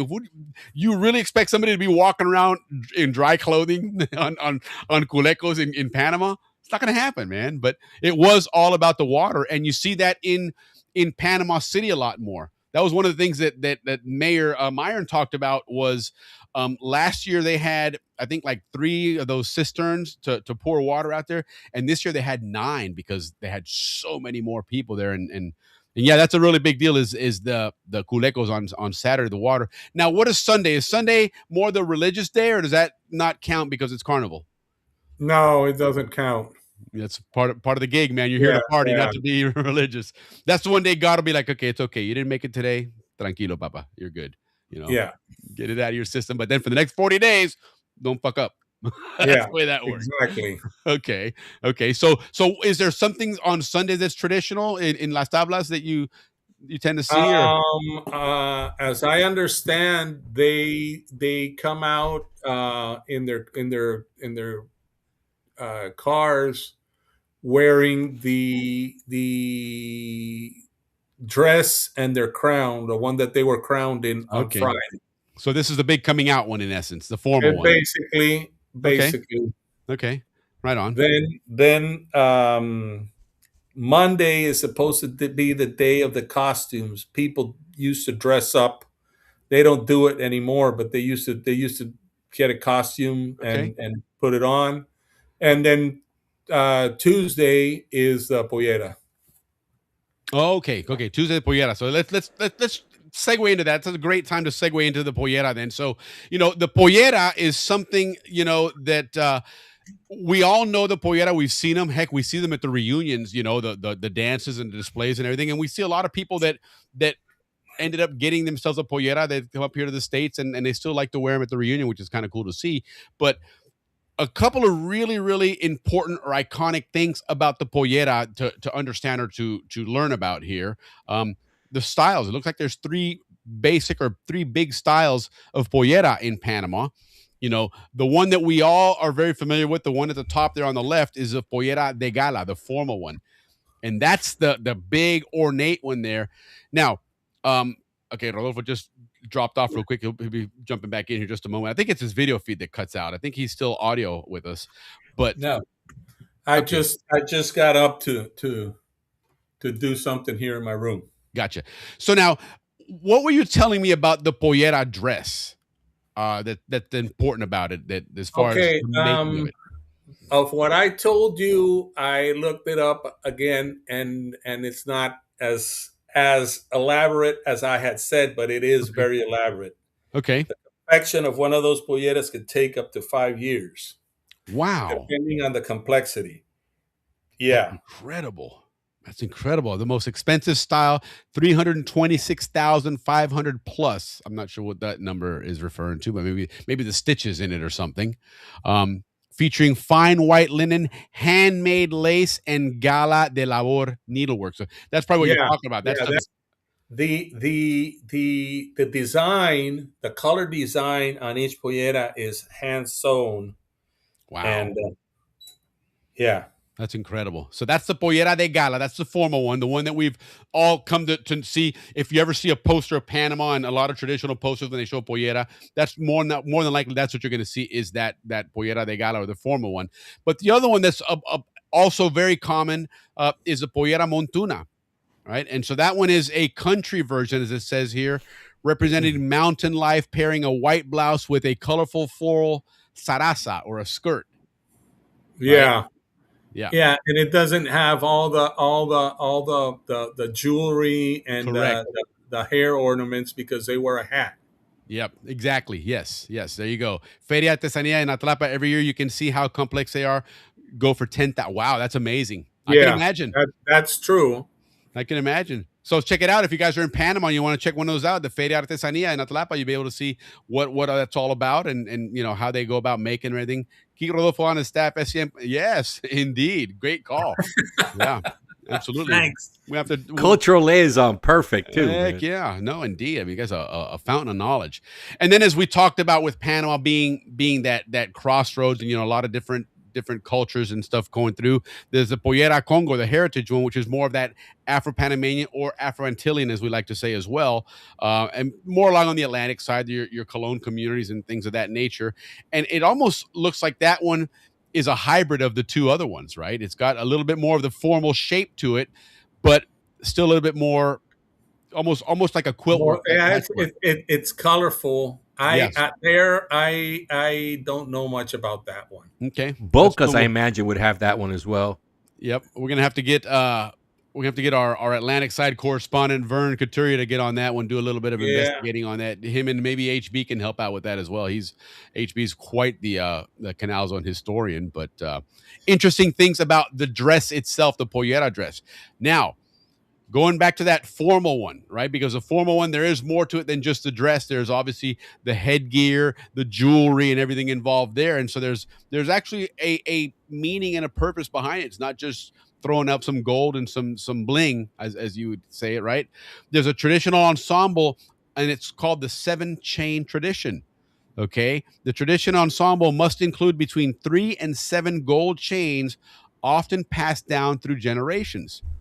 So again, part of the traditional dress. And I imagine some of these polleras, as you guys have mentioned, they're so expensive, and let's not kid ourselves. It's not like Panama has a bunch of wealthy people in the interior, but you have a lot of these dresses. So you can imagine these things were probably made and bought many, many years ago, and they've just been preserved, taken care of, and they're handed down to the next daughter, et cetera, including a lot of that jewelry. So, and you do see that a lot with those formal, those gala polleras. They do have a ton of bling on them. And so some interesting things that they mention on here, the tapahueso, which I imagine is to cover the gold cross worn at the throat to cover the dimple, reflecting European aristocratic roots. So that would probably be more of your Spanish traditions there. They would have that formal kind of cross there. And then, of course, the headgear. That's the other one that's really, really famous. And you probably remember that term. You may have heard it. Tembleques, right? Intricate beaded headpiece made of crystals or fish scales. I do remember hearing that they made them with fish scales. That was really part of that rustic yet royalty type, because it's, there's a lot of work involved. It has to move. Yes, Can't yes. be, you know. And fish scales that tremble with the wearer's movement. Yes, as you could say there. Couple of different chains there. The cadena chata is the base of the tradition, essentially flat links symbolizing strength. Okay, so there's some symbolism behind these. You have then the cadena salomónica, spiral weave representing the wisdom of King Solomon. Okay, right on. I like that. And then cadena bruja. Yeah, you got to have some little on the other end of things there. Z-shaped witch chain used historically as a protective amulet. A lot of symbolism in all of these things, of course. And if you're looking at the carnival era, and the carnival again was that time to get all this stuff out of your system before you go into your Lent period and your little more whatnot there. So interesting piece there. Another real quick thing about the polleras, and some of you Zonian ladies may have done this because this was popular footwear with a lot of the Zonians. Apparently, was those suede slippers that the polleras wore, and apparently the dye that was in them, when you got them wet, it would leave your feet all black. I don't remember that. Obviously, I didn't wear that. I'd have to check. Maybe my sister, I don't know if she did or whatnot. But if anybody remembers that, I don't know if that's something that they experienced or if they like to wear those. But I do kind of remember some people, especially in St. Mary's, you'd see them a lot. Those shoes became a little bit popular there. They're crudely made versus luxury. So while Zonian girls wore black suede traditional gala shoes, are heelless velvet, satin, or silk. Okay, I'm not sure what they're talking about there. And then, of course, our bias of beer thing is covering up some other interesting things. But, yeah, just some more symbolic stuff about the pollera. It really was a really, it's considered, and I know, and Ricky, you could probably attest to this. Your sister certainly can attest to this. In the Miss Universe pageants and stuff, typically when they talk about the traditional, outfits of the different, contestants, that one is always, it's always in the top. It's always, it's featured up there as one of the most complete. Yes. Traditional outfits. Typical outfits. Yep. Yeah. And beautiful, because it really is a beautiful look to it. It's got a really, really unique look to it. So, but yeah, that's the pollera. That's, if you're talking about a dress in Panama, it's the pollera. So we talked about Las Tablas a little bit. We talked about all the important things that go on there. And that's probably the most well-known of the carnivals. But another one that is very well known that takes place not on the streets, but in the water, is the Penonomé carnival. Okay. Yes. And that's I never experienced carnival. it. Yes. Yeah, I didn't either. Rodolfo and I were talking about, going to Penonomé where the Fabregas live. They had a house on the river. Right up on the river. Great place. We'd go there to go hunting, but it was never during carnivals. So I don't know anything about it other than what I've read and seen here. Maybe Rodolfo, you can shed some light on this one. I honestly never been to the aquatic carnival. I went to Penonomé one year, but I was in the park. It basically the same as in Las Tablas. Right. But I never went to where they had the floats. No. Yeah. So apparently the river that goes through there is the Sarati River. And so they have the parade of rafts that go through, and they're, again, very elaborate. The whole thing takes place based on the river.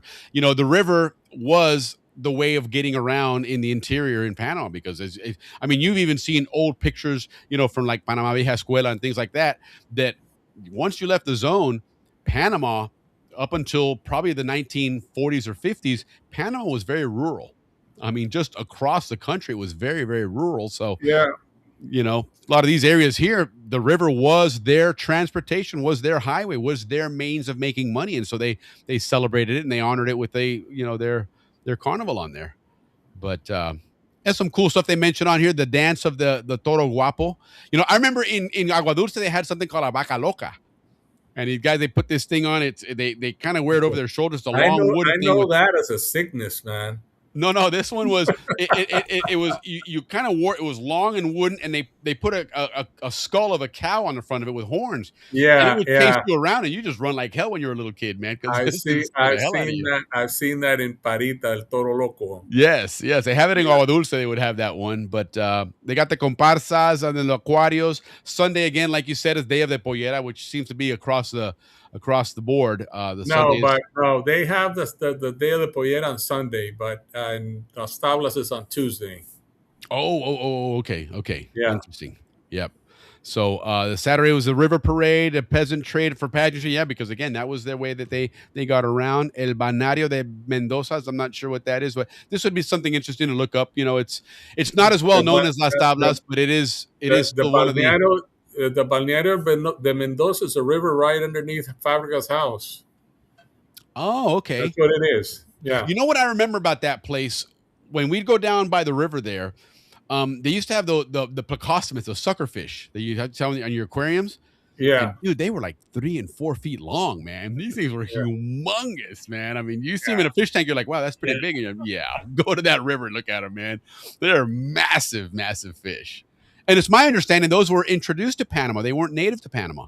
And they just you got that one. I don't know. Yeah, I'd be interested to find out about it. But anyhow, that's the Penonomé Carnival. A little bit certainly different than the one in Las Tablas. The last piece we're going to cover about carnivals here is, and this one is a little bit more the unknown here. Some of this we were going over it before the show, and we think it may or may not apply to Panama itself. But there is the final farewell. Again, the whole basis for the carnival is this is your chance to get it out of your system before it's time to be, again, more pious, more religious, and become closer to God in some way, shape, or form, because Easter's coming up, right? And so this is those 40 days of fasting, I guess, and whatnot.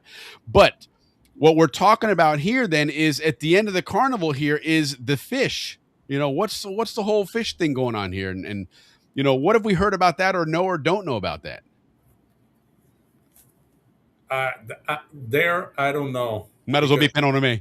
that wouldn't it's not Las Tablas. Okay. Yeah, no, Oku does that because as a kid, I my parents took us to Oku. And I remember that ritual, that burying the tuna was a big thing. But it's like really late at night. It's not like that's what I remember. Okay. Yeah, it's supposed to be on Ash Wednesday in the morning in the Okay. Yeah, I remember that. It was like really super late at night. Dusk. And then people are supposed to be crying behind it and stuff like that. Yeah, that's what they say in some Panama cities are crying queens. La lloradera, I guess. What do you want to call it? Las Tablas features the topong. Now, tell us about that, the topong.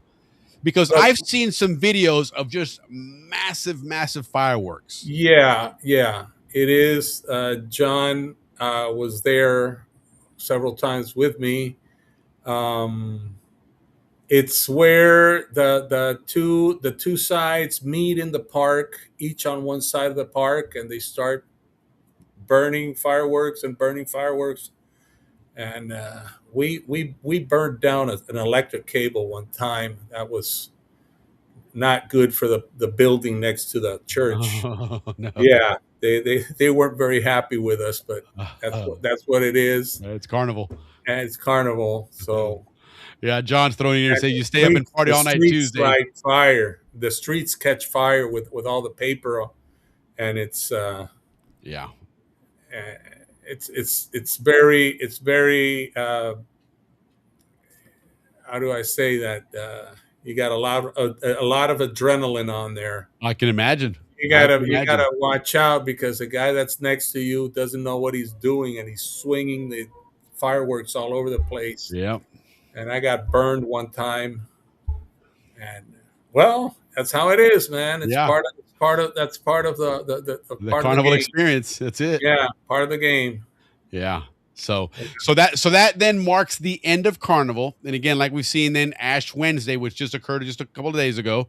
That's the official transition now, and like you mentioned here, in Las Tablas, especially the calle arriba, calle abajo, you have about a 40-day pause. And maybe that's time to maybe count their money and start planning and regrouping, because then right after Easter, start prepping for next carnival. It starts again. Yeah. That's pretty cool. I guess if you live there, it's probably fun. Yeah, it's probably part of the lifestyle, the fabric of those communities is to do all And that this is stuff. all funded by private money. The government has nothing to do with this Correct. funding. Is that correct? That's correct. Well, and that's part of what this whole year-long process is to do fundraising. It's to raise money for the 4 days. Yep. So, Las Tablas is by far the most recognizable carnivals in Panama, bar none. Panama City is not quite the same, and in fact, Panama City has really lost a lot of its, for lack of a better term, carnival fun until recently. Right. And recently things have started to change. Ricky and I talk about the mayor in Panama and all the things that he does to really, uplift the city and just change the whole look and feel and vibe of the city. We've seen what he's done with the Christmas parade, and the amazing things he's done about that. And I just happened to catch on YouTube today, and I don't know if it was done today or yesterday because obviously it had to be recent, but he sat down with somebody and they interviewed him all about the carnivals in Panama City, what's going on, what the future plans are. And so we got some cool information out of this. To me, I just found fascinating things that he was talking about. They had over 330,000 people in Panama City for the carnivals, which, and Rodolfo can attest to this. Obviously, it's not going to touch what Las Tablas does. That is, like Ricky says, the OG of carnivals. But that's the thing. It's two different things. Correct. It's comparing the World Series to the Super Bowl. If you don't have Calle Arriba and Calle Abajo, you don't have a rivalry. It's not the same thing. Correct. You're gonna have they don't even have the parades anymore. They just have the dances. That's all they had. Wow. But a lot of people attended. A lot of foreigners that were here in Panama attended those things, and they really did like it. And there was a lot of order. Yeah. And that's very important because you're safe to go there. And you're not going to get mugged, or you're not get or big fights. There was none of that. Yeah, I noticed that. And that's what he talked about. He said that one of the things he said, and he was very respectful in that he wasn't going to badmouth anybody or do any comparisons. But the one thing he did say was that any of the big fights and brawls that you may have seen on videos, none of them were in Panama City. They were in the interior. That Panama City really just did a stand-up job. I can vouch for that. He maintained order. Yeah. As it should be.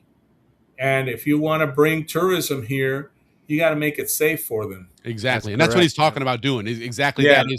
That's He's got some really grandiose plans, but as we've seen, his actions speak louder than his words do, because this guy does back up what he says he's going to do a lot of times. You've seen what he did recently with the beaches out there, right outside the city there. Yeah. And one of the things he's talking about, you see the two images there of Calle 50 and Central, which is, goes all the way out to Casco Viejo in that area there. If anybody has seen pictures or videos of the recent Christmas parades, one of the things that stood out was the amount of wires and cables going across the streets. You really couldn't even see a good image of the parade itself because it was just like that image shows on there. That's the way the streets are. And what he wants to do is turn it into, and he actually used the term Fifth Avenue. He goes, we want to make it like Fifth Avenue. He even referenced, and he used the Spanglish really well. He referenced the Thanksgiving parade in New York, and he goes, this is what we need to have here, is have these wide open, clean streets, big sidewalks. All the cabling is going to go underground in order to make this, that type of iconic parade. And to his point, they want to invest in this to make this something that brings in the international crowds, bring in more of the international artists and bands and singers and whatnot that are going to draw those crowds in. And he goes, we're not going to compete with the interior. The interior is where Panamanians go for their culture. It's like a more traditional. Yes. This is more like Rio de Janeiro, where they have the grandstands and That's then exactly right. And the people come down the middle. 100%. And that's what he's looking at doing this, but he's looking at technology, reserve your ticket ahead of time, use a QR code, scan it and get through, because the lines were very long for obvious reasons. And so, he wants to elevate the presence of Panama City as a go-to destination for carnivals, not just Rio and Trinidad and New Orleans, that Panama is one of those places as well, while still preserving the traditions in the interior, in Las Tablas and Oku and Penonomé and everything else. And so I think it's fantastic. I we talk about this guy a lot, and I sat through and watched that interview today, and this guy, he impressed me, man. He really is a go-getter. He's the future. He is a Panama City. You know what? And they tried to. There was a couple of people there that were trying to like act like that he had an opportunity or a possibility of being what's the word when he loses his election. Oh, impeached, recalled. Oh, recall. They try to recall him. They got something like 17 votes, and they needed like 300,000 votes to recall him. No, he's really well liked. I mean, the guy, like I said, he backs up what he says he's going to do, and he really wants to lift the image of the city and make it a place to be proud of. He's doing a good job, yeah. And Ricky's mentioned this in the past, that he has oftentimes referenced the old Canal Zone. He says, why can't we have this looking like that, where everything mattered, the grass being cut, the garbage being picked up, the streets being maintained? Why can't that matter here like it did there? Correct. Now, Rodolfo, have you noticed Panama City a lot cleaner, a lot more organized? What's the deal that you're there? I'm there. I mainly notice traffic, and it's the same. That's what everybody says. Yeah. If I have to go, for example, to Tribunal Electoral where the cédulas are, and I have a meeting at 8, I got to leave my house at 6:30, 6:45. Because I don't know how long it's going to take me. Sure. Wow. Sure.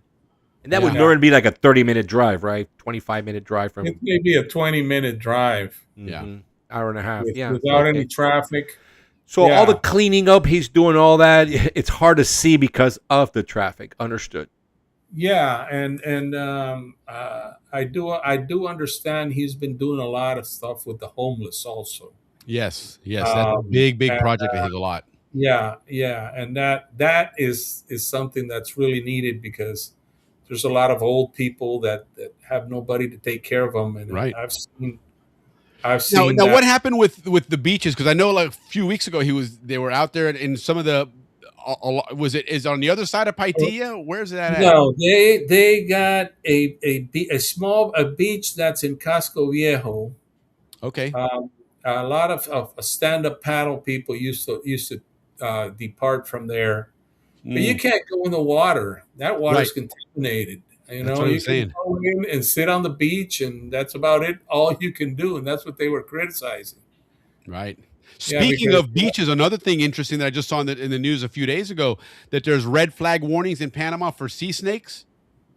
I haven't seen anything. I haven't seen a couple of beaches. anything. They're closing them down, or they're Are sea snakes crocodiles? No, sea snakes.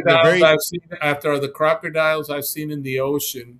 No, if you go into Panama News and type in sea snakes, they're yellow and black ones. They're very, very poisonous, and they're saying do not go into water right now. They're getting a lot of them right now. Yeah, probably. Interesting.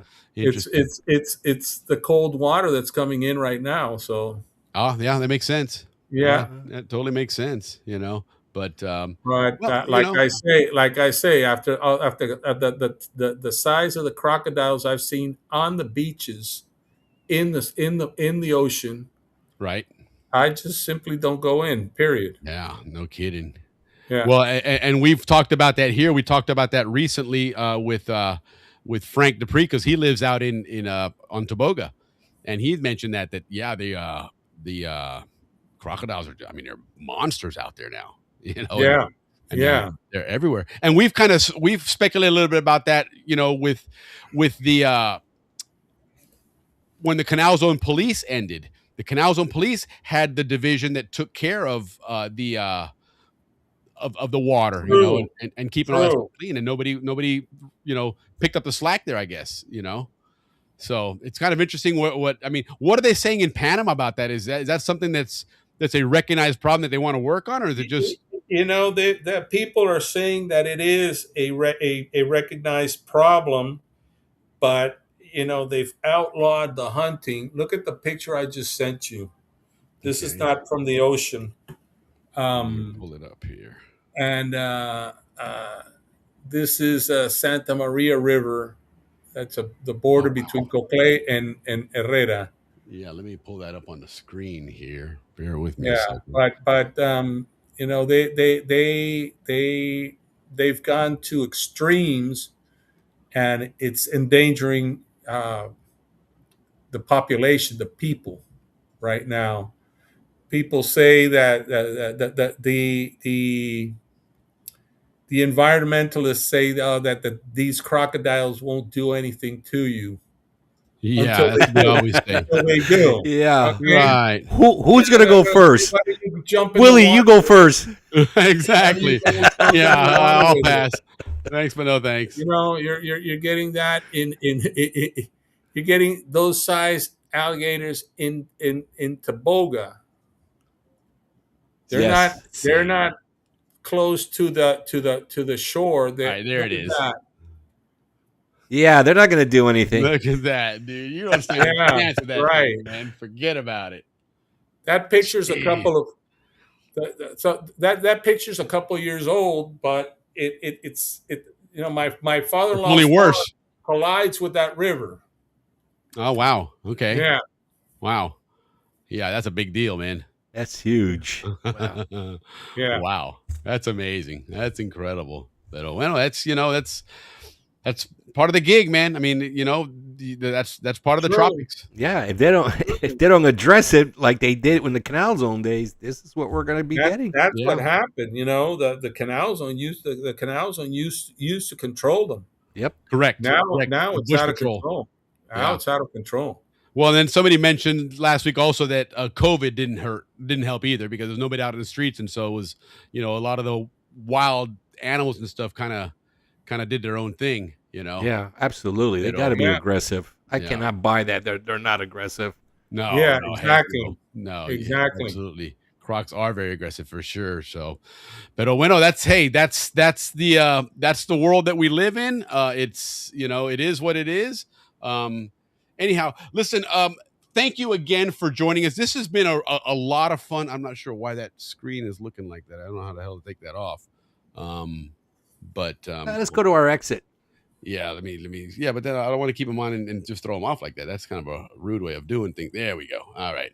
So anyhow, Rodolfo, thank you again for taking the time to do this. It's been a lot of fun. We initially had envisioned you talking about the different services that are available for folks that have that grew up down there that they're up here now and want to get that stuff taken care of. But man, I want to tell them also. If you need to buy property here. If you need, I can do all that for you. I can assist you there, and give you the best options. Even what you have to do in order to avoid probate after somebody passes away. It's already, you have a foundation, which is basically like a living will, and that'll avoid everything that you need to do. So. I can assist you and advise you on all of that also. And perfect.